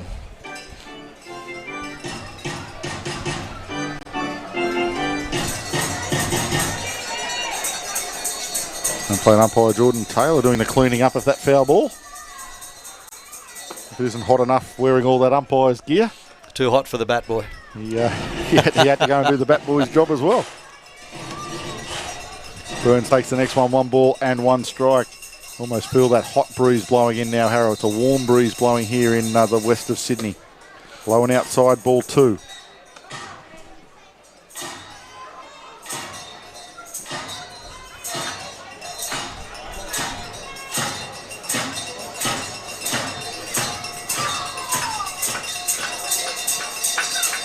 This one lifted into centre field again, very shallow centre field again, going back from second base. This one's Cosmos. He said, I'll have this one, boys, it's mine. Oh, what a turn. I want to play in this game. That will retire the Blue Sox. 1, 2, 3 in order. They've retired 7 in order, have the heat of the Blue Sox. And the Blue Sox chasing the game and the series, slipping away because after 7 completed innings, it is the Perth Heat leading the Sydney Blue Sox by 6 runs to 3. Struggling with the rising cost of power? You are not alone. Over 2 million Australian homes have now installed solar. The average size solar system can save you around $500 a quarter, add value to your home and reduce your carbon footprint. SolarAy is Australia's largest independent solar and storage installer, located right here in Blacktown. Talk to the team at SolarAy to find out if solar is right for you. Visit solaray.com.au/Blue Sox today. SolarAy Energy, proud sponsors of your Sydney Blue Sox.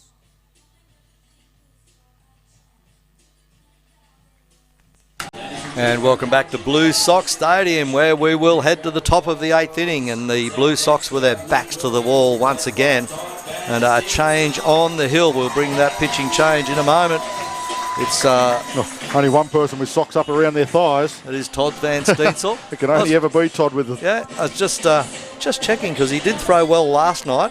And interesting at the back end of these games, Shane Barclay has gone through his relief pitching staff pretty regularly and pretty quickly, actually. So, using as many as 3 closer, middle relievers, and giving them all work to do. Of course, the Sox play again Thursday night in Melbourne. So he needs to have some players fresh and ready to go for that. The Travellers, and there will be not all of the squad travel, of course, but he needs to take a loaded team of players with him to Melbourne if they're going to compete against the Aces.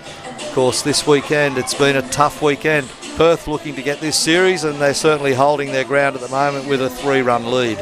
Well, Blue Sox have got to find a way to win a couple of series. They've got Melbourne, then they come home for the Tuatara. But then I think they're away to Adelaide and then home to the Cavalry to finish it. Canberra in the last round, that's always tough, no matter what. I mean, nothing that either team, Canberra or Sydney, would like more than if they can't quite make it to the Championship Series, than to drag the other one out of the Championship Series with them. So they'd... Struggling with the rising cost of power, you are not alone. As we try to sneak another solar ray out in there just before the first pitch here in the top of the 8th. PMAC being the intruder. First pitch from Van Steensel to the lead-off Bujarski in the top of the 8th inning. It's hot. I think the heat might have got to our tech boys. I thought it was PMAC, just drifting around with a wireless microphone. It could be. This is deep too, Harry. This is a chance. It's is going. It's gone too. Oh, Ulrich Bujarski, the 21-year-old designated hitter, bashes one over the right field fence. Oh, wow, what a bang there from the Perth Heat. What a good hit for the young man. Just timed it. I said he's got a great future, and he certainly has. What a way to celebrate game 100. Lift one out of the biggest ballpark in the ABL. Absolute timing. Perfect timing. You hardly heard it come off the bat, and it went over the same place as the home run off the bat of Jordan Cassar earlier. So they'll be G'ing each other up in the bus and in the airliner back home to Perth tonight. Absolutely. The wind has picked up, but it is still blowing in that same direction from left field to right field. So those balls just got up in what must be the slipstream here and carried and carried.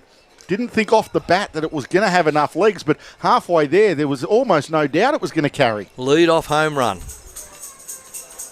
That hurts the Sox and opens the gap up to 4 runs now. Beautiful little bit of insurance. That would absolutely make Brook Knight's afternoon here, seeing Ulrich Bujarski in game 100 lift one out of Blue Sox Stadium. Van Steensel, the 5th pitcher used today by the Blue Sox. That's unusual to have to do that. But he goes through the pen. That's that problem we said at the start of the game with the Blue Sox not having a genuine 4th starter at the moment. Harrow trying to cobble together something in terms of a 4th starter. Down on strikes, Kaleo Johnson walks back to the dugout with a big swing on the 3rd pitch there on the 3rd strike. So the first out, a home run over the right field fence by the leadoff. Wow, what a game. Now Van Steensel gets a strikeout on the next batter, Kaleo Johnson. That brings to the plate Alex Hall, the catcher for the Heat today.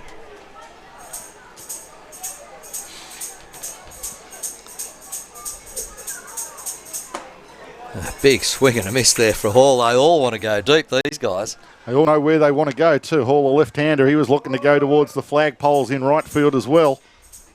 I've got an idea Don Bylighter might be visiting his grandchildren over there in the east of Sydney at the northern suburb of Collaroy Beach. Tells me it's cool where he is, so he could only be at the beach. He must be sitting by a pool or with his feet in a pool somewhere or in a river full of platypuses. Or the surf. Collaroy Beach, that's a good place. I came from Mona Vale to get here, near the beach, and he's gone the other way. What's going on? Alex Hall waits the next pitch from Van Steensel.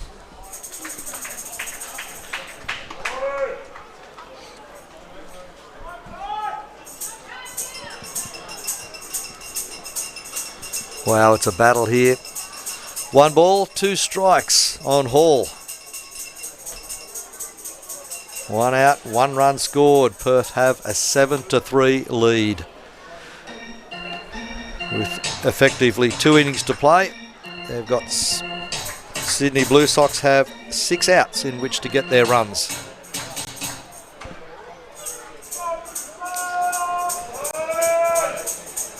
Brook Knight would have to be happy with his team this weekend. Oh, it's a massive undertaking to fly across the country, opposite end in this Christmas break period, in the extreme heat that we've had here in Sydney this week, and to be able to take a series away from the Blue Sox on home turf. Brook Knight would be ecstatic to be able to take a 3-1 series away, but not done yet. Full count pitch from Van Steensel.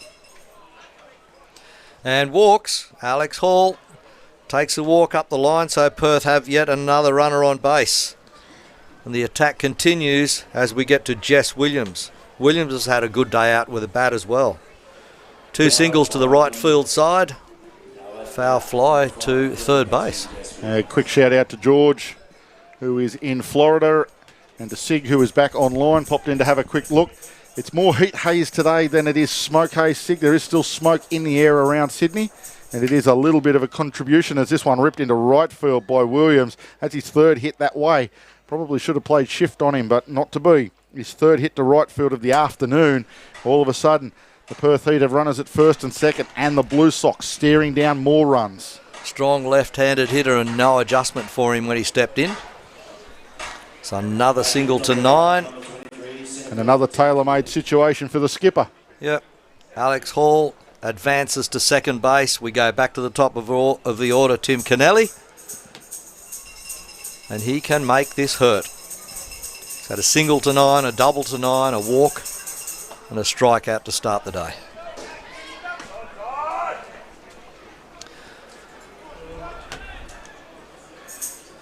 Only 1 out here in the top of the 8th inning.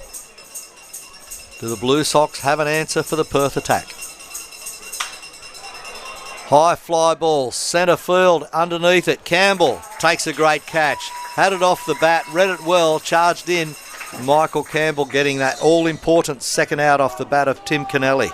That's a massive out to get the skipper there, Tim Kennelly, TK. He, as I said, bats career over 300 in over 300 games in the ABL. Right. What was your earlier one? 300, he came in 301 games? Yeah, today was game 301, and his batting average coming into today's game career-wise was 301. Excellent. Now to Pete Cosma, the second baseman for the Heat. Stepping in, the right-hander. 2 runners on. 2 out here, top of the 8th inning.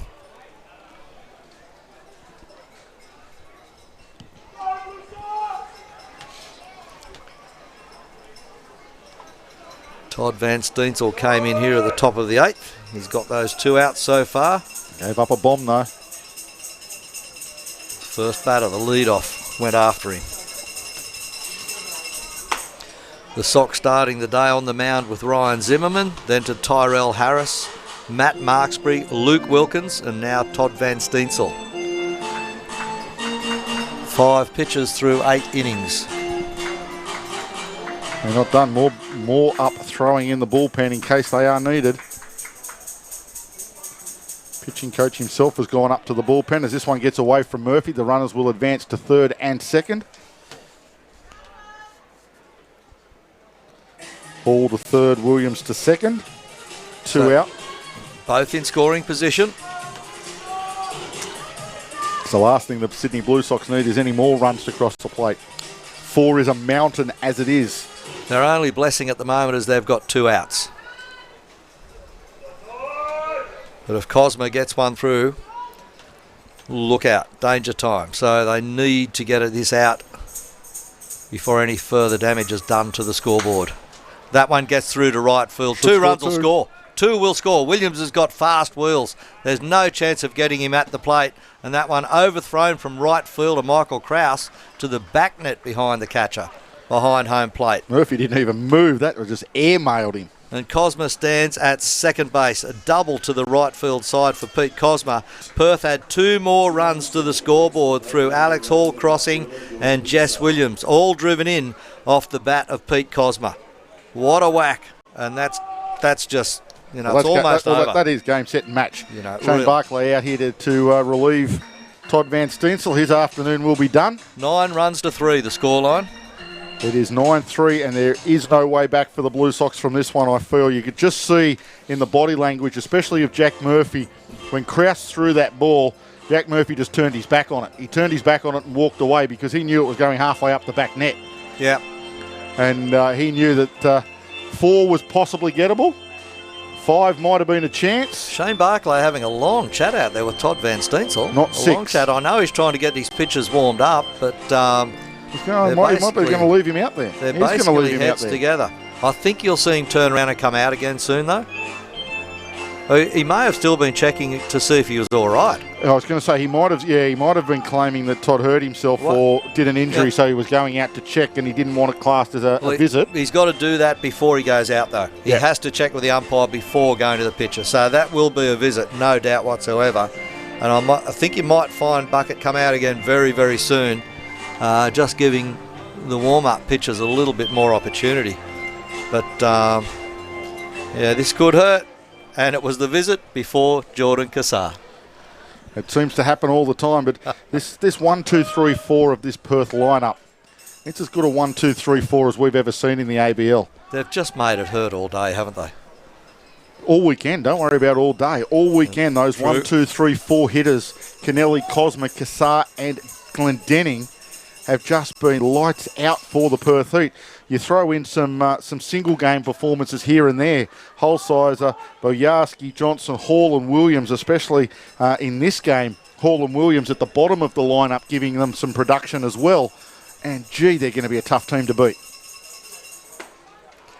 Fastball inside, missing from Van Steensel. 3 balls now. 3 straight balls, no strikes on Cassar. And they've still got quality sitting on the bench. If they walk him, does it matter? Yes, it does. Robbie Glendenning gets on base. He walks. I think that might be it for Van Steensel. I don't know that they're going to give him too much more. Shane Barclay looking up to the bullpen. See whether the bullpen is ready. They're going to leave him out there, though. He's just timing his run, is Shane Barclay. He's waiting as long as he possibly can. I think he's walking a bit fast myself. I think he should have waited another 20 seconds and then walked out slower. I'll tell you what. He's slowing down now. We may be about to get an ABL debut here. Alex Brook, you think? He's the one that's been doing the warming up. Number 33 for the Blue Sox. One of the development players coming to the gate. If that's the case, good on him. That is who it is, number 33 for the Blue Sox. As I go scurrying for my stats sheets. Alex Brook.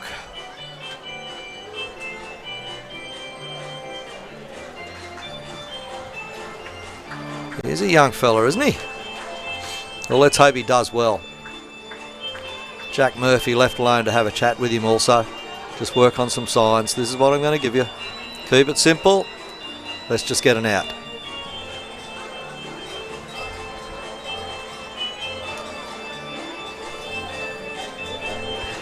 He's facing the 4th batter in the Perth lineup, Robbie Glendenning. Just a 20-year-old. Okay, well, let's hope he just takes a deep breath and gets this out. We've seen a few people go up there and get some really goods out. I think Liam McCullum went up a couple of weeks ago and threw one pitch and got the out, and that was his ABL debut. So we've seen Brad Simon make his debut this season, going out there and doing some pitching.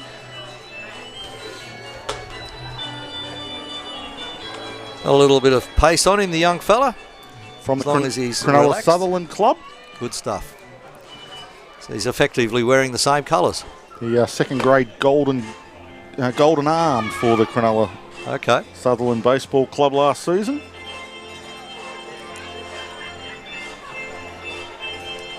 So we get as much time as he needs to warm up here on the diamond. I know there's a limit on pitching, etc., but umpires will not let a pitcher throw unless they are warmed up and stretched.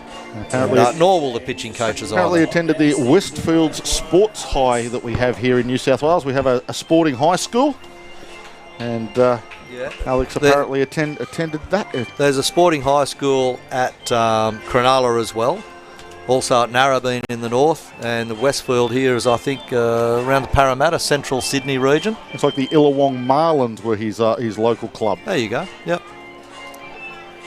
Certainly in the Cronulla Sutherland district. So he's had a good junior upbringing. I wonder if he was part of the Little League structures that were so successful in Cronulla. You would think so, wouldn't you? Coming through, they sent a team off to the Little League World Series a couple of seasons back. They've been twice, I believe.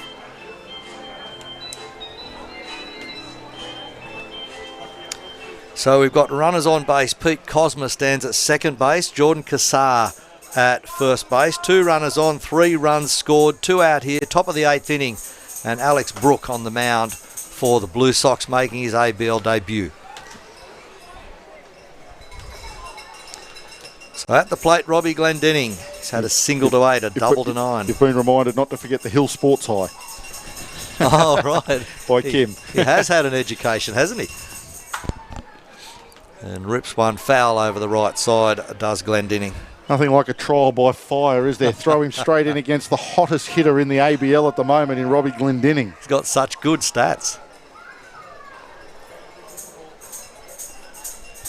Although the Blue Sox have managed to find a way to eke him out in his last 2 at-bats. Let's see if Jack nice Murphy. Pitch. Yeah, good pitch. Swing called. Appeal up the line of the first base umpire, Connor Casey. He said, yep. I reckon he attempted to hit that ball, so we'll call that one a strike. 1 ball, 2 strikes now from Alex Brook to Robbie Glendinning. Wouldn't this be a big first scalp for the young man? Wonderful. If he could get Robbie Glendinning in the books. He does not. He splits them. It goes out to right field side. 1 run will score as they motor around. Krause throws to third base. He does not get tagged out. Slides by third base perfectly with his arm firmly ensconced on the leading edge so that he doesn't overslide it. But it does drive in the run of Pete Cosma from second. Jordan Kassar standing safely at third base as he rounded the corner at second on a ground ball single by Robbie Glendinning. Yeah, hard to get him out, isn't it? He's been there all weekend.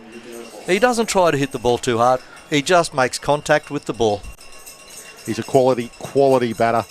Robbie Glendinning, quality baseball player, which is why he represents Team Australia, why he'll be in he'll be in the selection criteria should the Australians make it to the Tokyo Olympics. People looking at the vision on our screen, that was Nico Holsizer. It wasn't the swing at the ball, it was the follow-through that nearly took Jack Murphy out. Umpire Jordan Taylor, I think, checked with Jack Murphy to see if he actually made contact with the face mask. He went so far around, he wanted to hit that ball so hard, Holsizer. There are 2 out here with 2 on base. Runners on the corners for the Perth Heat. We have seen those massive follow-throughs like Holsizer there have caused some problems in the past. I remember doing an all-star game down in Melbourne alongside the inimitable voice of Mr. Chris Coleman. Chris Coleman, yep. And having one of the batters, as we see this come back, this might end the inning. Shortstop Max Brennan. Straight across to first baseman Connor McDonald. They get the third out on a 6-3 regulation ground ball to shortstop. And they put 3 batters to the plate in this top of the 8th inning, and they scored 4 additional runs. Perth now go to 10. It is the Perth Heat halfway through the 8th innings. 10 runs leading the Sydney Blue Sox 3. Lush Greenery is your comprehensive commercial supplier for all your artificial greenery requirements. From concept to completion, they are there every step of the way to help make your garden area or interior area look amazing. Lush Greenery covers your interior and exterior designs from a range of barn doors to green walls to planter boxes to climbing vines and so much more. To see samples of their spectacular green walls and for more information, visit lushgreenery.com.au. Lush Greenery are proud sponsors of the Sydney Blue Sox. Well, no doubt, Cam, it's a tough day at the office for the Sydney Blue Sox as we head towards the bottom of the 8th inning here. And it won't be Gift and Gopay leading off. It will be Michael Krause, I guess, Should be. leading off. And just to finish that point, Harrow, with that massive backswing of Nico Holko, we've seen a few times where the bats come around and in that All-Star game and actually hit the umpire, dislodged his face mask and put a big gash in the side of his head. Yeah. We've seen it with catchers, knocking the, as you say, the face mask and the helmet off the catchers. So always one to be careful of. It is Michael Krause gloved up, ready to come to the plate. Big right fielder number 10 for the Blue Sox. Michael Krause replacing Gift and Gopay in the batting lineup. He'll be followed to the plate by Alex Howe and Connor McDonald. Garcia will stay on the mound.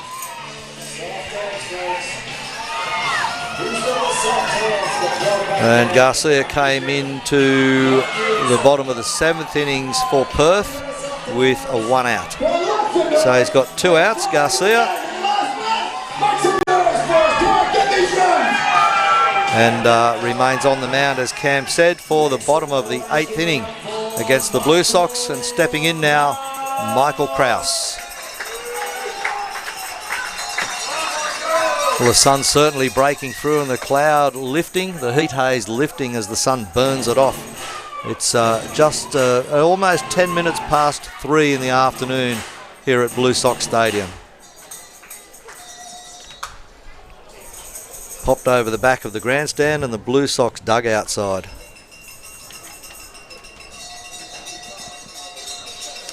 Sydney with all the work to do. They're trailing by 7 runs. And I think that may well be enough insurance for the Perth Heat. As the weather tips over to 40 degrees here in the west of Sydney. Nice. What a lovely day for the beach. If you're sitting inside in air conditioning or by the beach or somewhere nice other than orange juice in a fibro box at the back of a grandstand. Foul off again by Krause. Behind in the count, 0-2.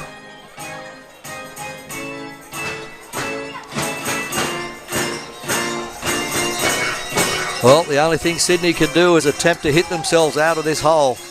It's going to be a massive battle, though. We're only 3 outs away. Get men on base, move them around, score some runs. That's all they can do. Sorry, I apologise. 6 outs away still. 3 in the 8th, 3 in the 9th. They've got 6 outs in which to produce 7 runs. They don't score 3, I was going to say, if they don't score 3 or 4 runs in here, it'll be a long top of the 9th, that is for sure. Certainly will. So the game started at midday. We're just 10 minutes after 3, so 3 hours and 10 minutes so far. Oh, Check swing, and yes, swing at that. He swung at that for sure. And he kept walking and heads for the dugout. So K2 for the leadoff. Michael Krause, 1 up, 1 down, as Alex Howe steps in. He'll be followed by Connor McDonald. Sydney down in the bottom half of their order.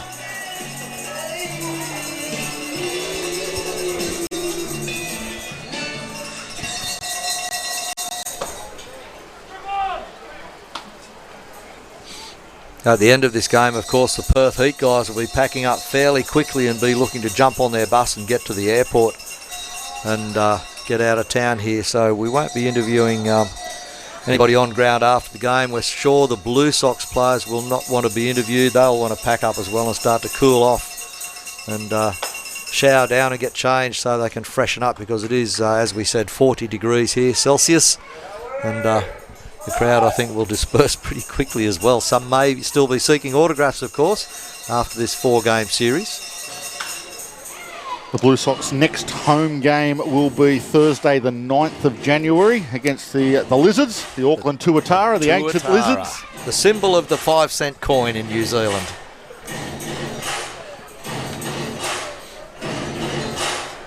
I think they're an attack lizard. They're certainly attacking the ABL this season, top of the table. What a run they have been on. Don't forget, if you have a look at the standings, remember, they were 1-9 after 10 games. Yep. 1 win and 9 losses after 10 games, and have a look at them now. All sorts of trouble they were in. People were saying, is it worth having them in the competition? All these sorts of things, and deriding them, and then they've gone on a massive streak. And there's a rip there off the bat of Alex Howe. High fly ball to Tim Kennelly in centre field. Hard hit ball. Good attempt by Alex Howe, but it goes straight into the glove of Tim Kennelly out there in centre field. A fly ball to position 8 brings up the second out. Blue Sox 2 up, 2 down, bottom of the 8th.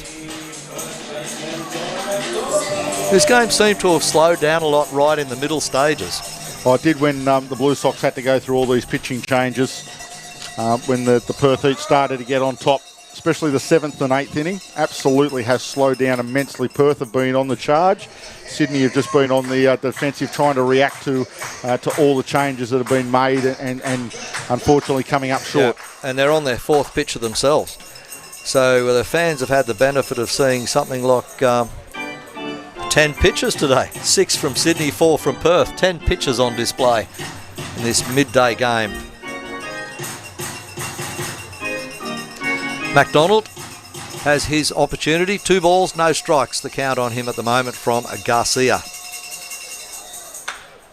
Puts one into play, but it's going into second base's glove, picking it up. Cosma will get it across to Johnson. There's the third out. Sydney Blue Sox go 3 up, 3 down in the bottom of the 8th inning with a ground ball to second base. 4-3 is the out in the scorebook. No runs added to the tally for the Blue Sox after 8 completed here at Blacktown International Sports Park, Blue Sox Stadium. The score remains Perth Heat 10 runs, leading the Sydney Blue Sox 3.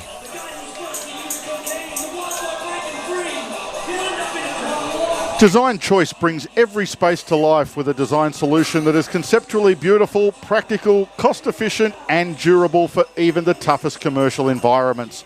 Working with clients and the furniture industry for over 20 years, you can rely on their knowledge and high-quality products. The Design Choice team know that selecting the right piece of furniture may be the difference between becoming just another restaurant and becoming the new destination hotspot. So check out some of their creative designs. Head on to their website, designchoice.net.au. Design Choice are proud sponsors of the Sydney Blue Sox. And welcome back to Blue Sox Stadium, where the crowd are hanging in behind the Blue Sox, hoping for a miracle. And that's what it's going to take here for the Sox to get back into this game. They're trailing by 7 runs. And we're going to the top of the 9th, where Perth will attempt to add to their tally.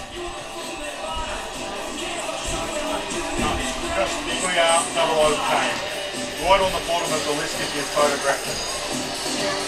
So a score 10-3.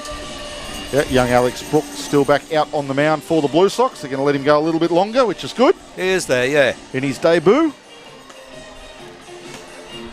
So he comes in with 2 out. He got the third out in that 8th inning on Nico Holsizer. Did give up a hit to Robbie Glendinning. Certainly did. But didn't do any real damage. Glendinning could have got a hit off just about anybody, I think. He would have got a hit off anybody. Didn't matter who they threw in. Glendinning was overdue with 2 outs in a row. You knew that he was due to get on base again. Just gets put down to experience. Ulrich Bojarski steps in now. Are we going to see another lead-off hole solo shot from Ulrich? We've got a 21-year-old hitter and a 20-year-old pitcher. They may well know each other. Future of Australian baseball right in front of you here in the ABL. This is the players that Team Australia need to stand up going forward past this Olympic campaign. Brook v. Bojarski. Next pitch. Fouled off. That was coming up here, Harrow. So Brook gets ahead in the count. 0-2. No balls, 2 strikes against Bojarski. As we've said a couple of times, Bojarski in game 100. It will be one he'll want to remember. A solo shot, a base hit, and the Perth Heat doing it nicely. This one's bounced in front of Bojarski. The count, 1 ball, 2 strikes.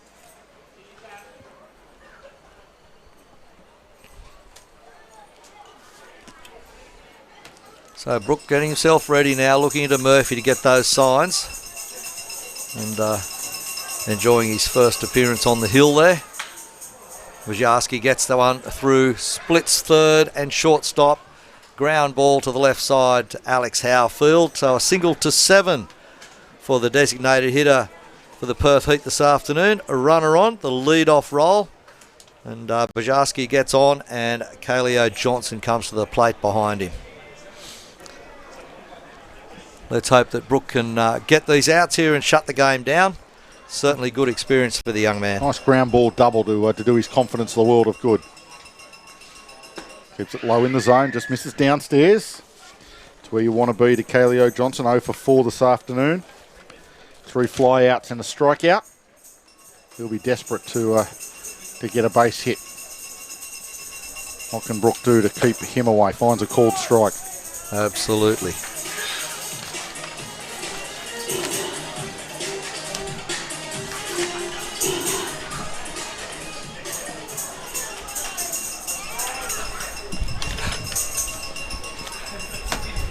Brooks having a look around.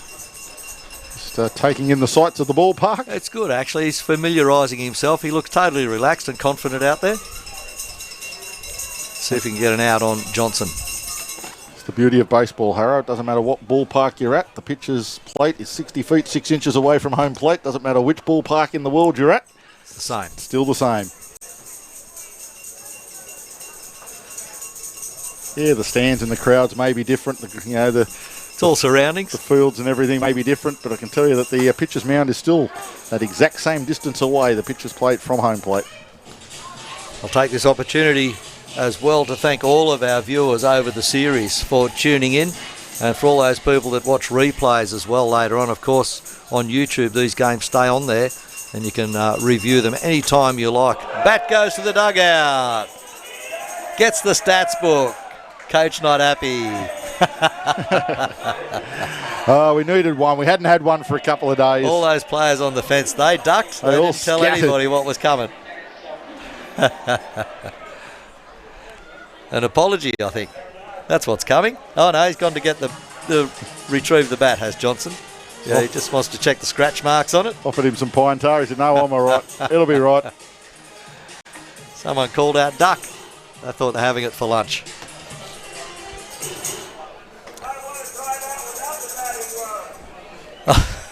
Crowd getting into it as well. Johnson steps back in. 2-2 count from Brooke. Johnson hits high fly ball to right field side. Going back on it, Michael Krause. No problem whatsoever for Krause as he takes that high fly ball in position 9. And Alex Brooke gets himself an out here in the top of the 9th.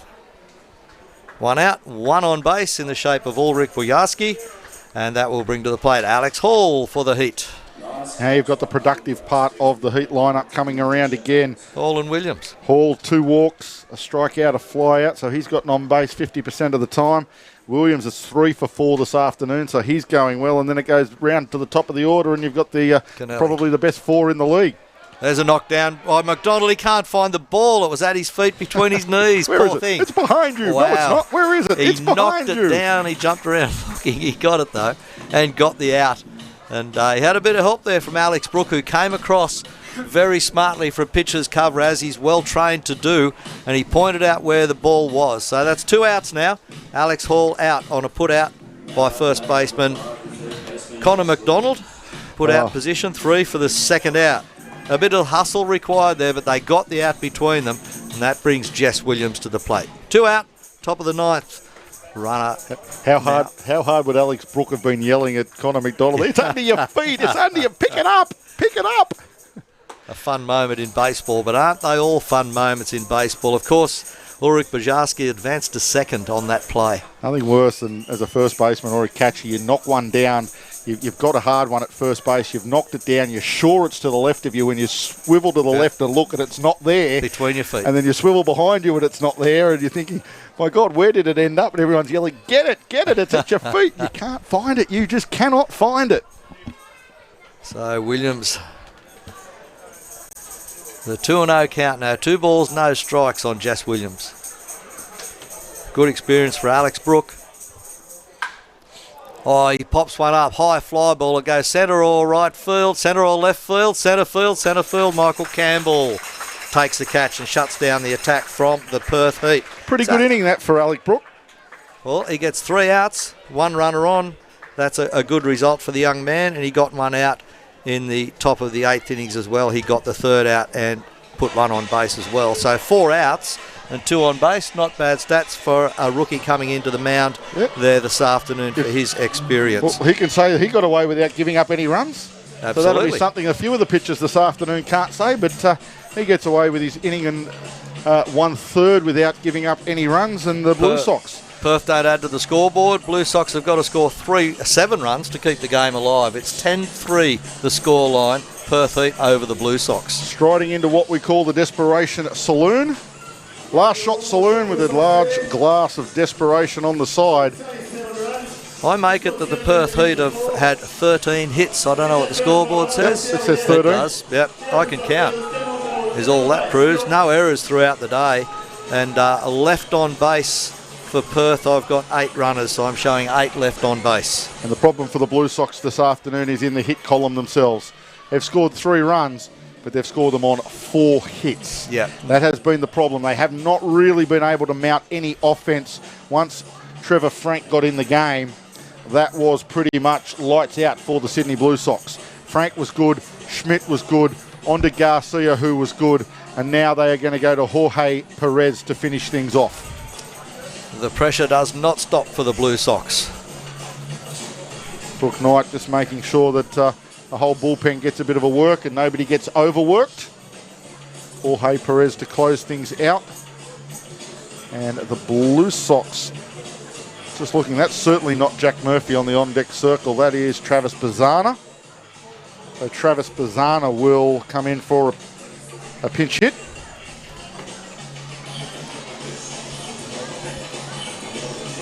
Giving Jack the opportunity to probably to duck in for a quick refreshment. A cooling shower. 72 and 73. Yeah, which will be Liam McCullum going to have a hack instead of Michael Campbell. Might as well give the kids a shot. For Sydney, Travis Bazzana replacing Jack Murphy. Let's give him a big round of applause, Sydney. So Travis Bazzana in to lead off the bottom of the 9th. The Blue Sox trail by 7. Doing it tough here on an extremely hot afternoon in the west of Sydney.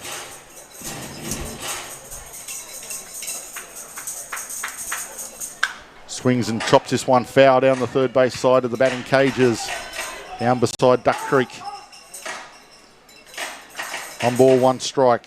As Jorge Perez steps in, or steps onto the mound for Perth to try and close things off for them.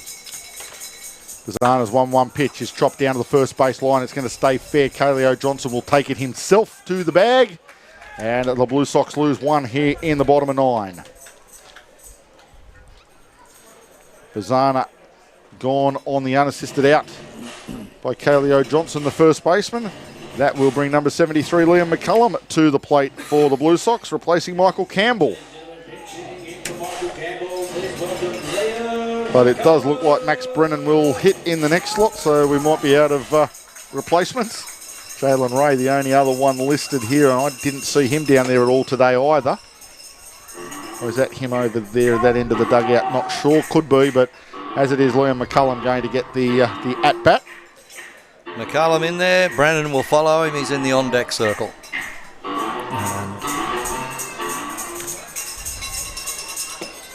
They're facing a strong pitcher in Perez, that's for sure. 2 straight balls for McCullum. I was wrong. Bylighter is Mr. Bylighter. Our mate Don is not near the beach at all. He's in an air-conditioned lounge room. There you go. Having some refreshments. Doesn't have to get out of his chair to get them either. Apparently they're getting delivered to him by his lovely wife, Belinda. I'll be in trouble now. McCullum draws a walk. Well done, Liam McCullum. Gets himself on board. That's all he can do is get himself up there to first base and take it from there. So he's done his job. He's got himself aboard. Blue Sox with a runner on and only 1 out. Only 7 down, Harrow. So there's, the bottom you're saying of the there's ninth. still a chance? There's always a chance. The game ain't over until the game's over. Blue Sox might only have a 1% chance of winning this game, but they still have a chance. Called strike to Max Brennan to start him off from Jorge Perez. So you're saying there's still a chance? I'm just shutting this computer down. It's getting too hot.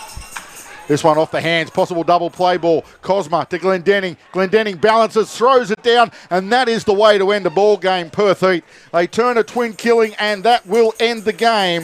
The 6-4-3 double play will end the game, and the Perth Heat will take the series 3-1. They will take this game by 10 runs to 3, and it has been a power performance from the Perth Heat this weekend here in Sydney.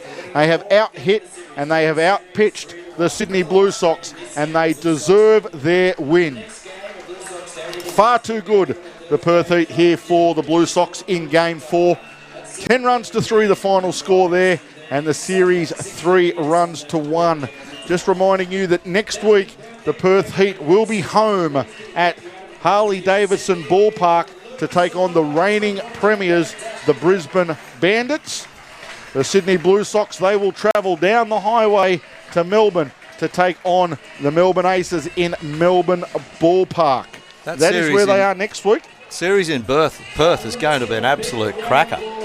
There's Brisbane trying to battle their way to the top of the division. Yeah, 2 series next week, which will maybe well define season's chances for teams. If Perth take care of Brisbane, that will just about put Brisbane out of the running. And the other series, of course, is Adelaide versus Canberra.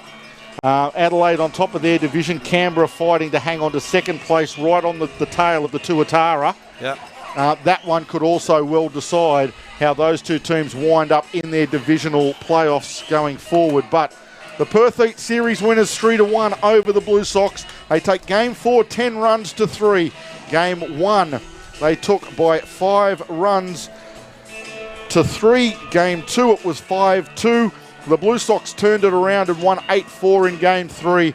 Perth winning 10-3 in the final game of the series. Congratulations to the Perth Heat. A big series win for them here in Sydney.